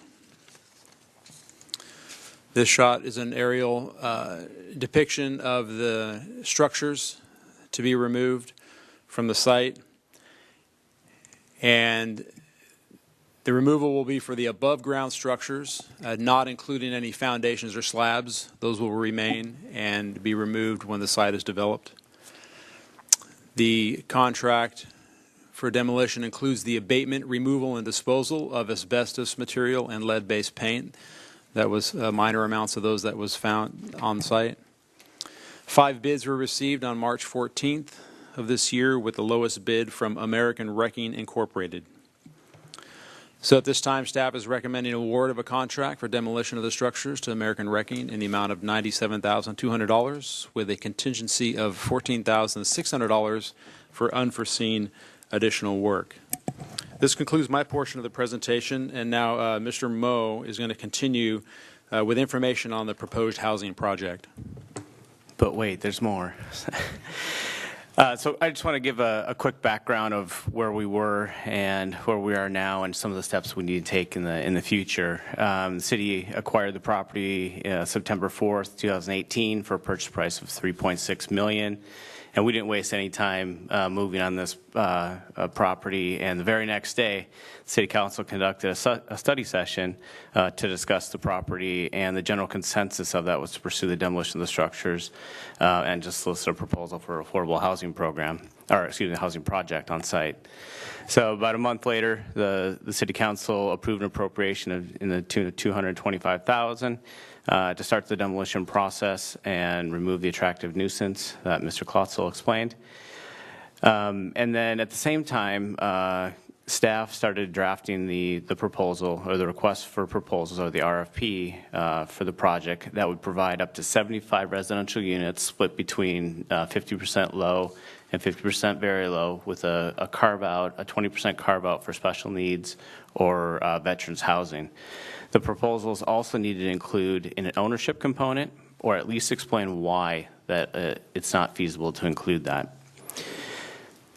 So on November 14th, the City Council authorized staff to issue the RFP for the development of the new affordable housing project. Staff advertised the RFP in the Ventura County Star and mailed it to 15 interested developers that have previously contacted the city and requested to be on the mailing list for this RFP. And the due date for the RFP was January 14th, 2019. Staff received 5 proposals from the following development teams on the screen. The lead 8 entities for each development team. The first one is the Area Housing Authority of the County of Ventura, CNC Development, EAH Housing, Cabrillo Economic Development, and Link Housing. Staff is currently comparing the proposals received to determine responsiveness to our proposal, our RFP, and we anticipate bringing recommendations to the City Council for consideration in April of 2019. So next steps in the development process, the city will need to select a developer and approve an exclusive negotiating agreement, or an ENA. What the ENA does is it basically gives the developer the green light to start the entitlement process and to secure the entitlements. The developer will need to submit a financing plan to the city, and the city will need to approve that financing plan. And then once the city approves that financing plan, the developer will proceed with securing the needed financing the structure.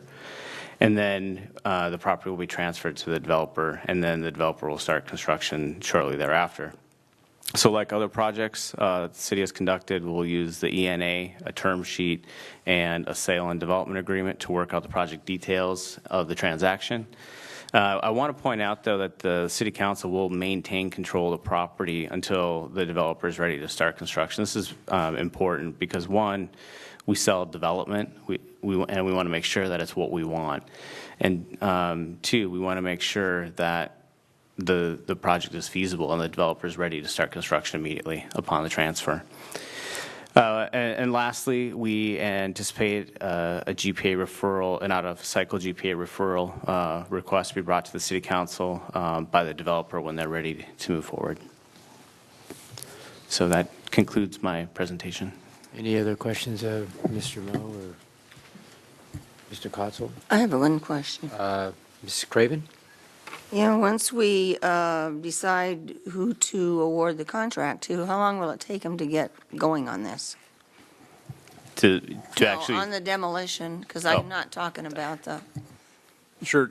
Yeah, if the contract is awarded now, there's a little bit of time to execute the contract, get the bonds in place. We expect construction to start in early May and continue into late June. thank you. Any other questions, Mr. Moshe? And one or two. $97,200 seems like a good deal respective to all the other bids that came in. Do we know why there's such deviation from that one with all the others? The next one being 139 and everything else being above 200,000? Right. Good question. It is quite a spread on the bids. And so as we do with all of our bids, and especially the lowest bidder, we review the bid very closely, contact the contractor to make sure his bid is, that he can do the work for that amount bid. And in that discussion, we were able to get additional information that sheds a little bit of light on possibly why it could be as low as it is. This contractor is self-hauling the material off of the site and to a recycling center, not a landfill. So as opposed to a contractor, maybe one of the higher priced contractors that's using a different method of hauling, that would possibly be more costly to have another subcontractor involved, and then also taking it to a different disposal site, a landfill of some sort, that the cost may be higher there. So those are the items that we feel are contributing to the fact that it's a significantly lower bid than some of the others that could possibly be. And then given the bidding climate, contractors' schedules, and level of workload. We did have a mandatory pre-bid meeting, so everybody was aware of everything involved with this project. 16 bidders attended that, which is a good indication. Saw the sign-in sheet, yeah. Yeah.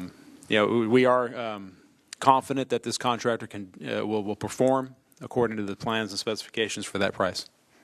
And do we have a backstop in the event I know contractors in some of the dealings I have with, sometimes when they come in a little low and they find out where they are, they can't make money, they kind of cut and run sometimes. Do we have any kind of backstop in order to protect ourselves in the event that they, for whatever reason, starting the work, they back out for some reason? The ultimate backstop of that is the bond that's in place. Okay, for so we do have one. 100% of the contract amount for faithful performance and labor and materials bond. Okay. So that we could act against that security if needed, if the contractor failed to perform. Okay. Perfect. Any other questions, anyone? Yeah, Mr. Tremley?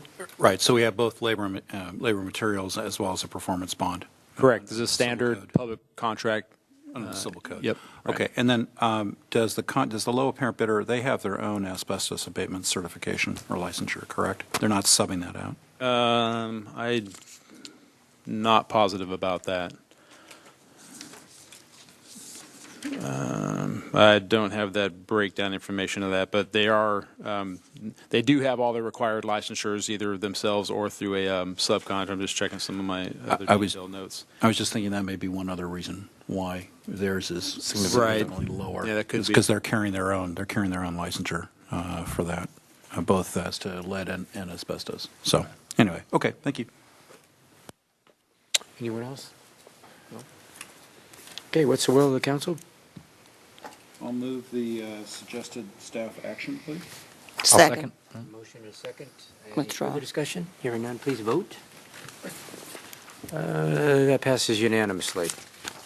All right, that gets us down to city manager. It's an ordinance amending Camarillo Municipal Code, Chapter 9.04, solid waste collection. We have Mr. Picaro. Roger. Yes, the mic was on. Welcome. Thank you. Good evening, Mayor and Vice Mayor and council members. The item before you tonight is an ordinance amending the Camarillo Municipal Code, Chapter 9.04, solid waste collection, redesignated as integrated waste management. So tonight we're going to introduce an ordinance, as I stated, amending Chapter 9.04 in order to conform to changes in state law and to be consistent with the city's current franchise agreement with E.J. Harrison and Sons. Over the course of 2 meetings on February 6 and March 6, 2019, the Utilities Committee thoroughly reviewed proposed amendments to Camarillo Municipal Code Chapter 9.04.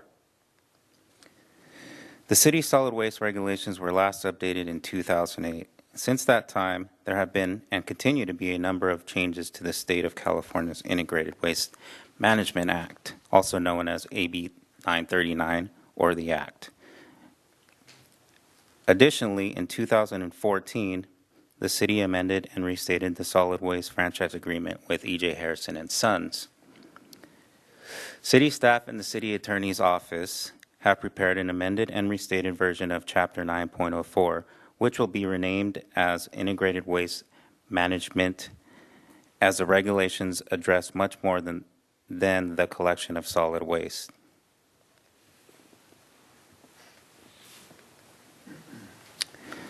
In brief, the key amendments include a revision in title of the chapter and one of the 3 main subject parts, deletion of the reference to the rate setting, updating, clarifying, and making the definitions more concise and consistent with the California Integrated Waste Management Act and the franchise agreement, revising the time to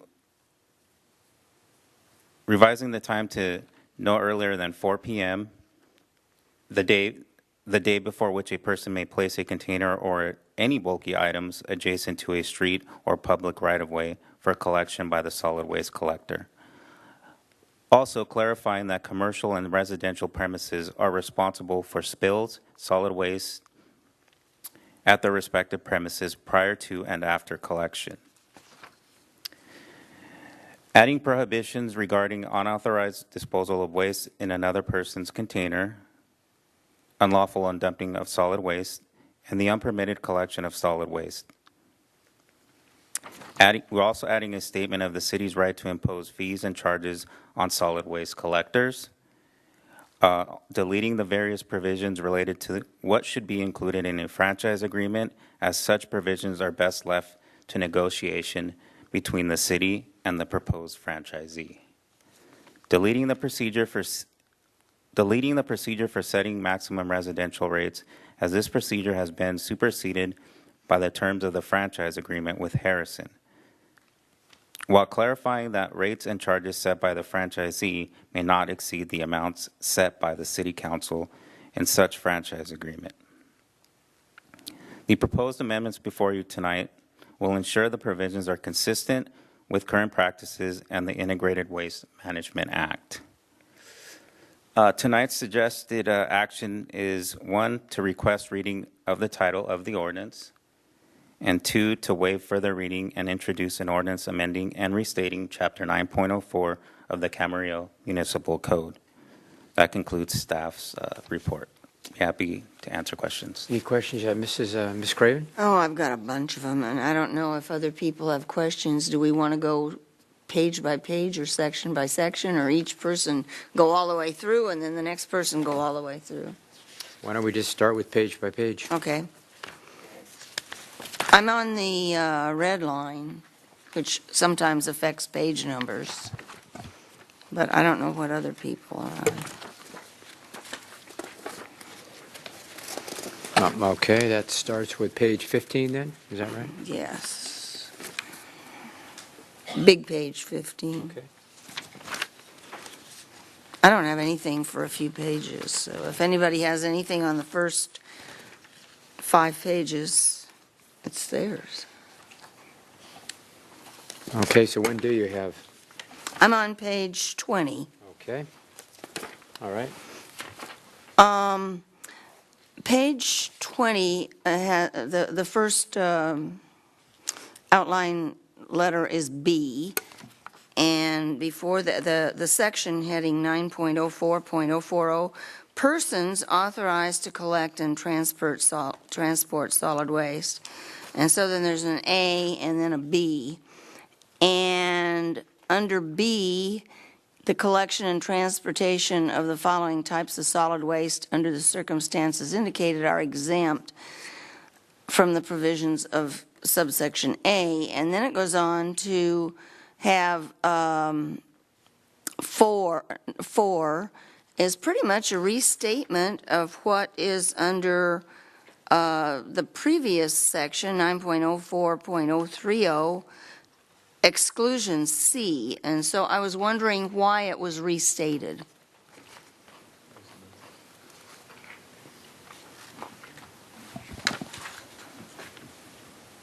Let me just read that through that real quick.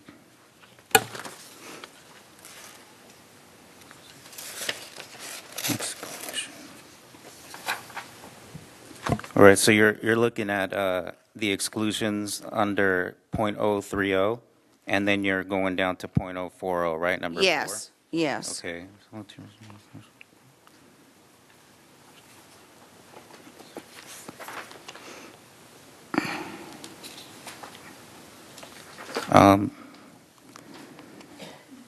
There really isn't a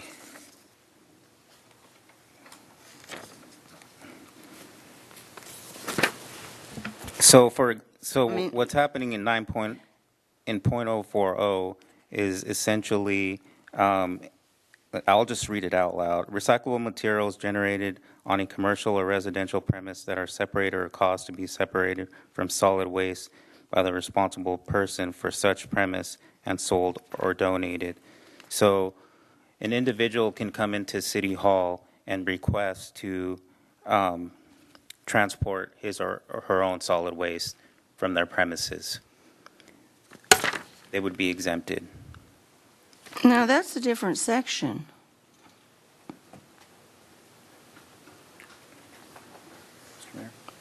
Yeah, I thought. Mr. Tremblay, did you have a comment?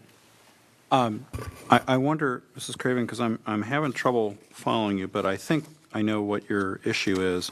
You're starting on big page 20 and looking at the exemption under B4. Right. And you're comparing and contrasting that with the exclusions on page 19. Right. 9.04.030. And I think the answer is that legally 030 on page 19 is more concerned with the collection arrangements and the exclusions, and and on big page 20 under .040, that's collection and transport of solid waste.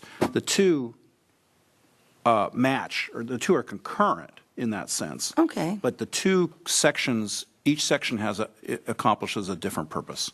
Oh, okay. I think that's the answer to your question. Yeah, that makes sense. Okay, I hadn't thought it through. Next one I have is on page 22, so if Okay. anybody has anything before then. No. Removal of containers. No person other than a responsible person or a solid waste collector may remove or move any container from the location where the container was placed for storage without the prior written approval. So I guess we're just, and this isn't added, but we're saying you can't just be a nice neighbor and go across the street to the older lady and move it just to be nice without her written approval.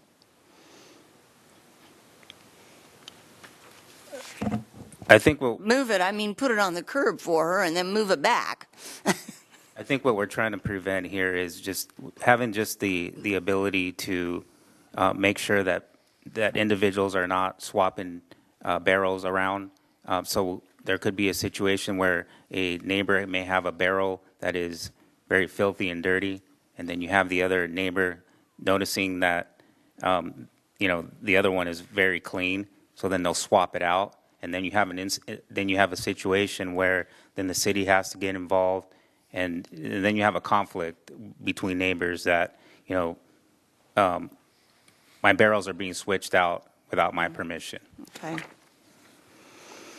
Okay. My next question's on big page 24. Okay. Sounds like I'm the only one with questions. This is on fees and charges, this whole section, and a lot was deleted, but this was added. And it says the city may impose fees and charges upon solid waste collectors for costs related. And then it says, the last sentence says, the city may collect such fees and charges by means as the city council may select, except that the city may not collect such fees and charges by recording a lien against any real property. And so I was wondering what it is, probably in a law, that doesn't allow us to do this when we can do it for water or something else. According to the city attorney, this is not an incident of property. The service is being provided, so the service is being provided by a third party, and therefore we're not bound by Prop 218 for this particular service. What does that have to do with putting a lien on real property if they don't pay the bill? Oh, do you have a comment? I don't follow Can I that. try? I think we talked about this a little bit in Utilities Committee, but in essence, Charlotte, as I understand it, this is a fee for service. So pursuant to the government code, you can't recover that fee by placing a lien on real property. At least that's my understanding. I may need to look to the city attorney on that, but effectuating a lien on real property is not a remedy that can be utilized. And that is my understanding as well. That's just the general law. Okay. Where with, what is it, water, we're providing a product? Is that the difference? I mean, we do it every year. So I guess I'm asking, what's the difference? Well, I I have my council member hat on rather than my lawyer hat on. I'm going to defer to Mr. Pierce. Yeah, providing. I'm just trying to get clarification. Yeah, providing water is a utility, and this is a service. So that's my understanding of the law as well, as Mr. Tremblay has said, that you cannot lien against the property for providing a service, which is what the waste collection is. That's kind of what I said. Water's a product. We're selling them. I'm sorry? I didn't hear what you said. And this is a service. I had asked originally, what we do place delinquent water bills, if they're so delinquent, on the, isn't it water that we place on the, yeah, we place one of them, and we don't do Sani. So it's water, and so it's water that we're providing, we're selling a product to them. Does that make it different in the law, or? Well, it's my assumption that, I think it was Don Davis that worked on this with you, Roger, and my assumption is that he put that in there for a reason, and that's my understanding of the reason. I suspect the reason that Mr. Davis did so is there's a varying statutory schematic on those particular items. Okay. Water as compared to sewerage. So I'm not saying that makes ultimate sense. I'm just saying I think that just reflects the current state of the law. Okay. Well, I noticed it was added, so. Then there's a whole lot taken out, and we get to another on not fees and charges, but rates and charges. And so over here, we're saying a solid waste collector may establish, I think there's a comma there, but I've written over it, charge and collect customer rates and charges as compensation for services related to collecting, handling, transporting, and it goes on. And my question is, this doesn't specify commercial, but we don't allow the solid waste collector to charge the customer for residential. So I'm not understanding this part. I think the confusion may lie is that where it lies is perhaps that you're right. The city collects payment from residential customers. However, the waste hauler collects from commercial accounts. Right. So what is it that you're not? It says a solid waste collector may establish, charge, and collect customer rates. So it doesn't, to me, all of the people who receive the service are customers. Right. It basically encompasses all, because Harrison can collect monies from residential accounts as well for additional services that they provide.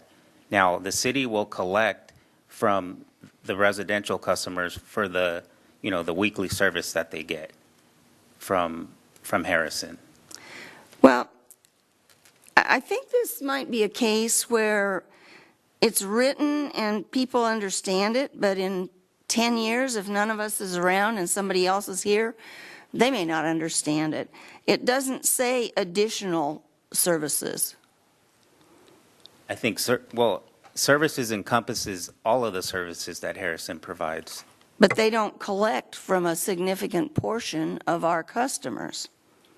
No, isn't the point rather moot, especially when you get to the end of the paragraph, where it says the rates and charges may not exceed the maximum amount set by the City Council by ordinance, resolution, agreement, or other act. A solid waste collector will be under no obligation to charge the maximum amounts set by the City Council. So if the City Council has not set rates that are being directly charged by Harrison, then Harrison can only charge the rates set by the City Council, which would include either the collection of residential or commercial rates as the City Council has determined. I still think this is confusing, as it doesn't say,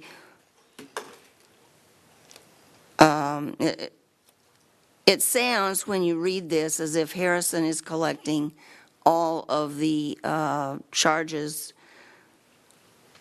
This is just charges.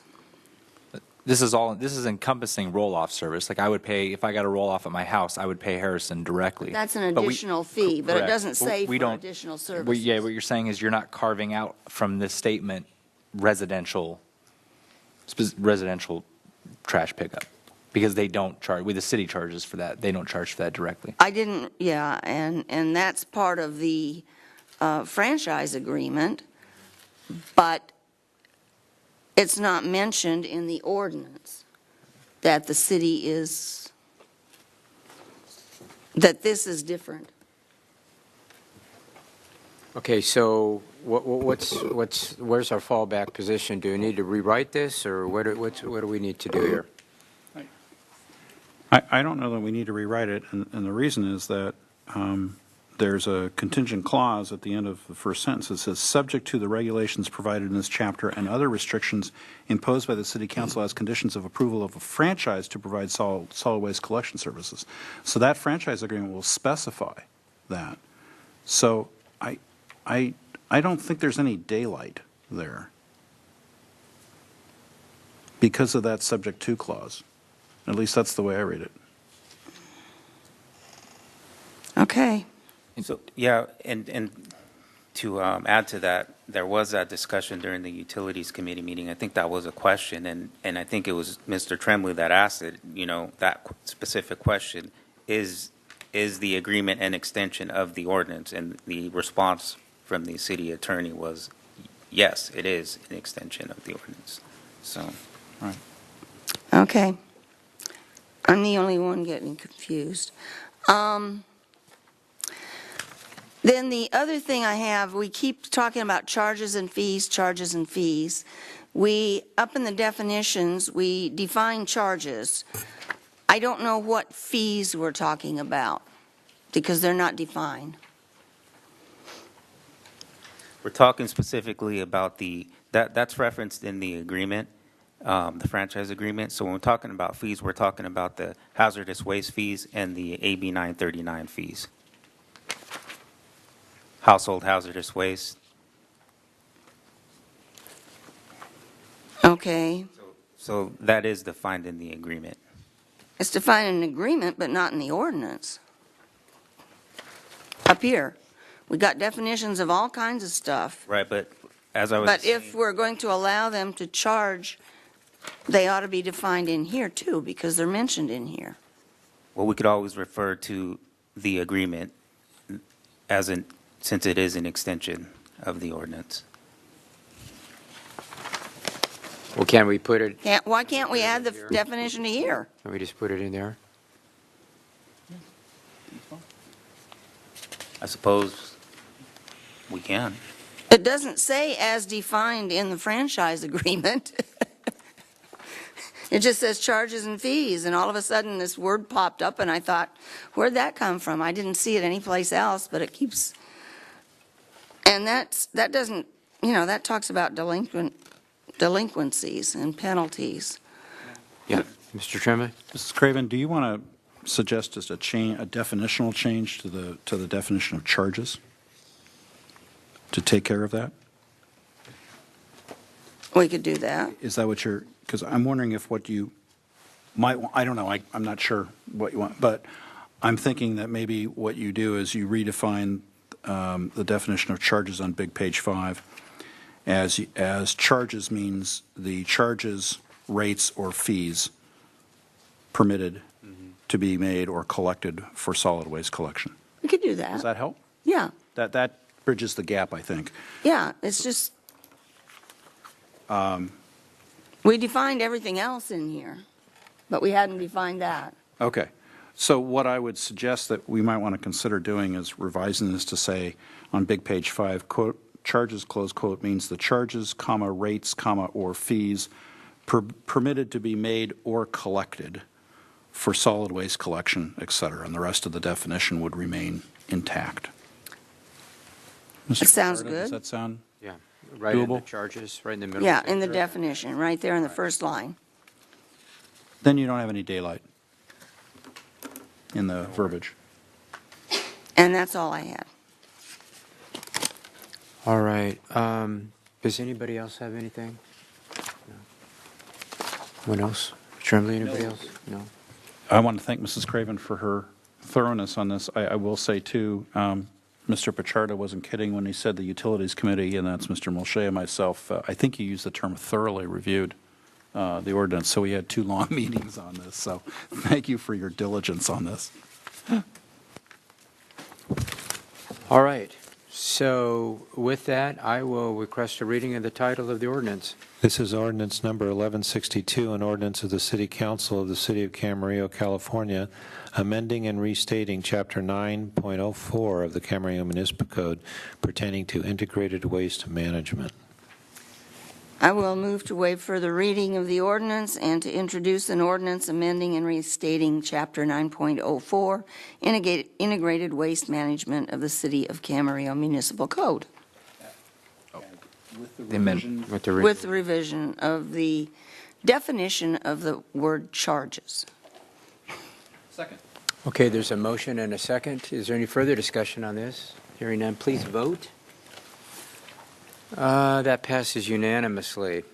Okay, so that gets us down to new business oral communications. Mr. City Manager, anything tonight? Mr. City Attorney, Mr. Barrick, anything tonight? I have no items. No items. Okay, so that gets us down to City Council. We'll start, Mr. Mulchay, anything tonight? Yes, sir. This is actually a lighter last 2 weeks. On Thursday, March 14th, I attended an Airport Authority meeting. We do have a new director of airports for the county. His name is Kip Turner. Most recently was at the Durango La Plata County Airport. He also worked at the Grand Junction Airport and the Vail Eagle County Regional Airport. I have not had the pleasure of meeting him. I guess I will do so at the next Airport Authority meeting. I look forward to meeting him and finding out what he's going to bring to the airports. Thursday, March 21st, I attended 3 different meetings. One was the WaterWise breakfast meeting put on by the Association of Water Agencies. I also attended, in Mr. Tremblay's absence, the EDC-VC board meeting, and also attended the Airport Authority budget workshop, where looks good, and Camarillo Airport's going to operate in the black per the budget that they are proposing for this next fiscal year. Saturday, March 23rd, I attended the Collector's Choice event for Studio Channel Islands in Old Town. It's a great event supporting local artists, showcasing magnificent talent out there. Mrs. Santangelo was there as well. Monday, March 25th, I attended the investment committee meeting with Mrs. Craven. And Tuesday, yesterday, last night, I attended, along with Vice Mayor Tremblay, the Clean Power Alliance Community Forum. And that was very informational. I definitely learned a few things, and there was a decent turnout, and people definitely brought a lot of questions, and they had a lot of answers. And so the more we can do that, the better. Lastly,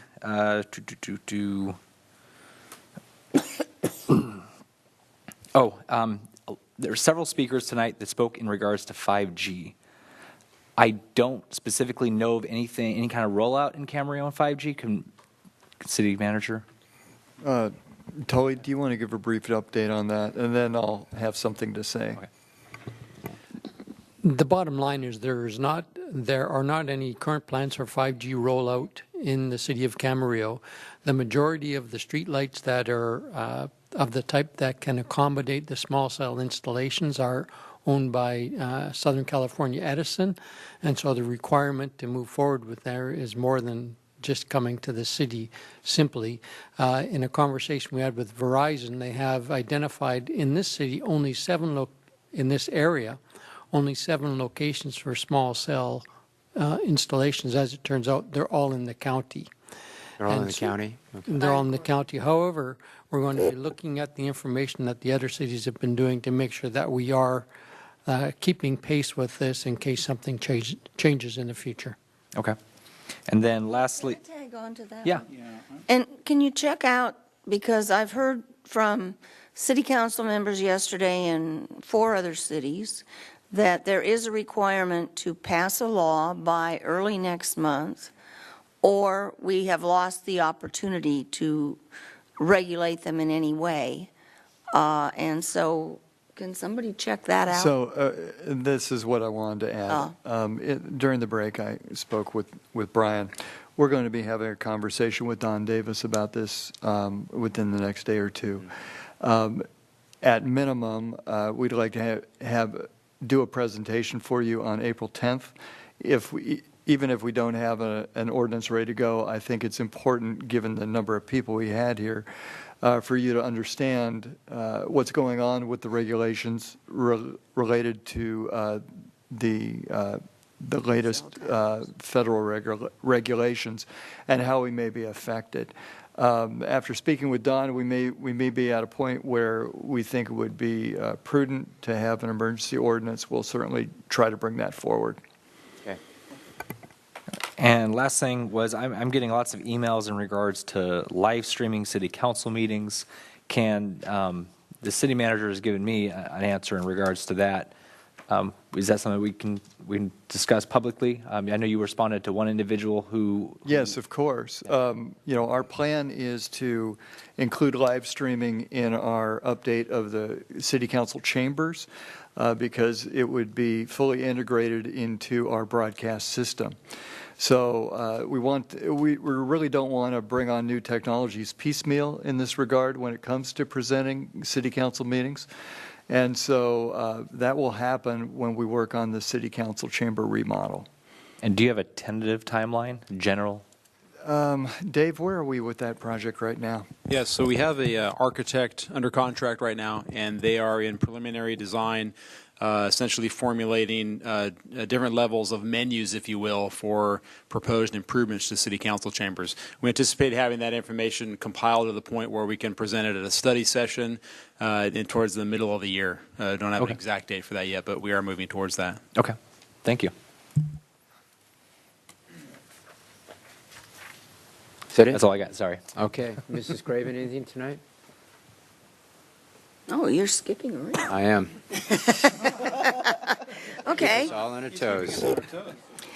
I attended the Airport Authority meeting on the 14th. I was not able to attend the budget session, but I have the budget and I'm studying it for the next meeting. On the 15th, I attended I already said at the Sandy meeting that I attended the CASA Legislative Committee meeting. On the 25th, I attended the Investment Committee meeting. On the earlier today, and the reason I was here at the early session was because the Fox Canyon meeting was canceled. And yesterday, I attended an ad hoc Pleasant Valley Recreation and Park District City Liaison Committee meeting. I have a couple of other things. I have already talked to you about the housing bills, but there was an article in the Times, doesn't matter when, I want it passed, I'd like it put into the Daily Mail for you, or the Council Mail, about all of the housing bills. And it's interesting, they're coming from people in San Francisco, where they don't have extra space to put granny flats because everything's all built up.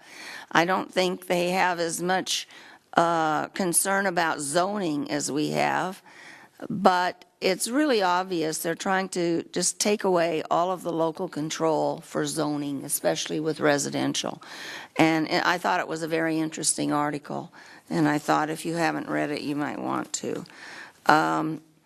There's another one on something that I brought from a previous CASA Ledge Committee meeting, and there was an article in the Star about how the governor is pushing for his bill, well, somebody else's bill, but he is really pushing it to have a fee added to every single water bill in the state. For residential customers, it would be 99 cents. And it goes up to $10 for commercial customers, depending on their size. I really object to the state. It might be a really good cause, but I think that we need to look at their adding fees like this arbitrarily onto our utility bills. I just have a real problem with that, because who knows what else they're going to start doing once we allow that. Anyway, I'll pass. Yes. Do we know which legislation that is? Is there a number on that? I don't think so. Is it a budget? I think it's a budget proposal. I'm sorry, Mrs. Craven, for interrupting you, but could I ask that staff find out where that proposal is encapsulated and get information to us on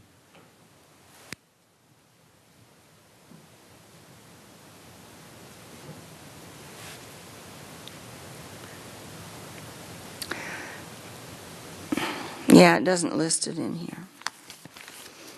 But he keeps pushing it, so it's going to have legs Some more someplace. information.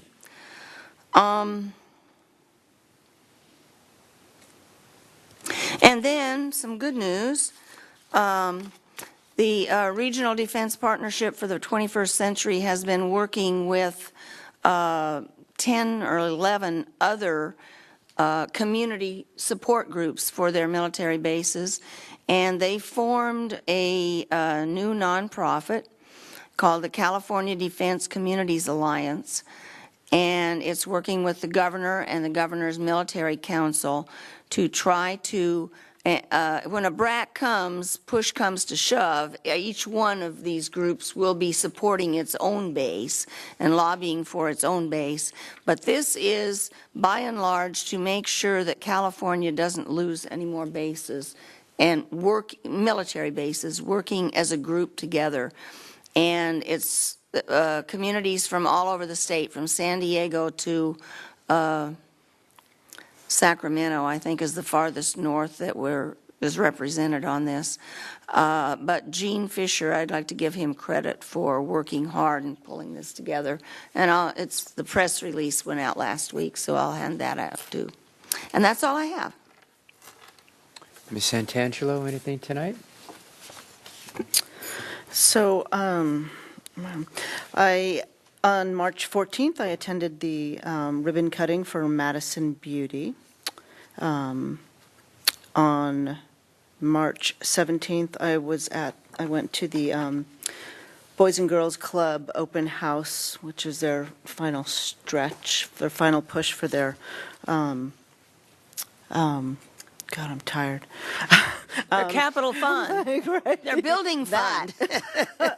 If you have not seen the plans, they're impressive. I really wish them well. On March 22nd, I attended the Chamber of Commerce Top 10 Awards, which was a first time for me, and I really enjoyed that. And on March 23rd, I was at Collector's Choice at Studio Channel Islands and brought home a lovely piece of art. Anybody still up watching at home? This is the perfect way to support Studio Channel Islands and bring home art for a great price. So next year you need to go. And that's all I have. Okay. Mr. Tremblay, anything tonight? A couple brief things on meetings attended March 15. Actually, I pinch hit for the mayor for a ribbon cutting for Vista Real High School, which is located in the VCCF building. I want to thank Mr. Mulchay for attending the March 21 EDC board meeting. Thank you very much for doing that. On March 26th, we had with Mrs. Craven the PVRPD liaison committee meeting. And last evening, and Mr. Mulchay was in attendance as well, the Clean Power Alliance Forum, the community forum. And then today I had a Clean Power Alliance Finance Committee meeting this morning. One issue that I want to circle back on, and that is a few weeks back, Mrs. Craven asked about, with my enthusiastic support, asked about when we might see or bring back the water conservation ordinance issue pertaining to bathroom faucets. And I would like to know when that's coming back to us. Yes, that is on schedule for April 24th. I believe so. Carmen's going to check for us. Great, if I can find out. It's either the 10th or the 24th. It's coming back on April 10th. On 10th? And as part of that, that's going to be a consideration about potentially walking back or revisiting the issue, I'll use it that way, Yes. of whether to require these bathroom faucets. I don't want to go out on a limb and speak for Mrs. Craven, but we certainly have had our own personal experience and angst with those devices. So. Well, I haven't, because I don't have them. My stuff is old. Yeah. I haven't replaced it, but This is too. Yeah. we haven't replaced our old stuff, but I've certainly gotten a lot of complaints about it. I'm going to leave it at that. Thank you. That's all I have. All right, so let's see. I was at a VCOG meeting on March 14th, Educator of the Month on March 19th at Cam High, Mary Perez. VRSD meeting the 21st. Got interviewed by a Boy Scout, Sebastian Hahn, on citizenship that day. With Ms. Santangelo, I was at the Chamber of Commerce Top 10 Awards on Friday the 22nd. Did an Eagle Scout Sunday for Adam Ketchum at St. Columbus Episcopal Church. Briefly, I was at the CPA Community Forum. Mr. Tremblay did a great job there and very informative. Today, I was interviewed by another student named Brandon Holt, who had a series of 25 questions about governance that I attempted to answer. And that's it for right now on that front. Another couple of busy days coming up here. I do have a question. I'm still getting calls about when the stoplights are going to be coming in at Ponderosa and Earl Joseph and Terracenta and all that. Do we have any updates on that, Dave? Not as far as exact timing on that. The developers, it involves two developers, are moving forward. They're having to work out their agreements on who's going to construct and their funding scenario between them. The plans are pretty well done and approved. The one item was they needed to finalize the electrical connection, service connection that needs to be approved and permitted through Southern California Edison. So a couple of those items are still ongoing, and what we hear is the expectation is to be done in the near future. I know last year we said by the end of last year, and that's the indication, again, is that they intend to do it this year. So they're moving forward and they're doing what they can do. And correct. We're going to have one at some point. Yeah. Right. Yeah. Right. Now, would be there? Is it one or two eventually? There's two right? that are required to go in, right on Ponderosa, both at Earl Joseph and then at Camino Terracenta. And we're in consultation with them and doing the best we can to move that along. Right. Okay. Mr. Mayor, can I piggyback on that? Sure. And ask a question? In situations where we have to work with or where a developer is responsible for doing something like that, do we normally put deadlines? Do we just say that before you finish the project, you must have this and this and this when it comes to certain public utilities? Or can, in the future, because I know this has obviously created some angst, can we be more, can we better define deadlines and or timetables for that? So the requirements for these signals are very well defined in the project conditions of approval for the project, and actually they are moving ahead of schedule compared to what's actually required of the developer. The developer is required to do a warrant analysis once a certain level of occupancy has been reached. And it's been close to a year, maybe even a year and a half ago, that we had the developer go through a warrant analysis at that time of the existing plus proposed traffic that we know is going to come from the development out there. And that analysis determined that, yes, these signals are going to be warranted. So the developers have committed to moving ahead of schedule based on that information. They wouldn't have really had to do that warrant analysis until close to 80% of the occupancies were issued for the entire development, which they're not quite, they're getting close, but back then they weren't anywhere near close to that. But they committed to moving forward with the warrant analysis and moving to design of the signals essentially ahead of schedule from what is currently required by the conditions of approval.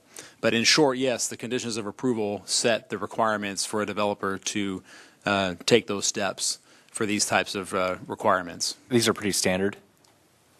Yes, it's project by project. Some projects obviously don't even have them. Traffic study doesn't show a need for any improvements, but when a need like that is identified, typically through the EIR process, it's a mitigation measure that's included in that, and then it rolls into the conditions of approval that are very well defined on timing of that. Okay, thank you. All right. Anything else? Okay, so I think we do have one more item. We've got to finish up our study session. It's a Las Posas Road Bike Lane and Widening Project, so we'll recess to finish up our study session.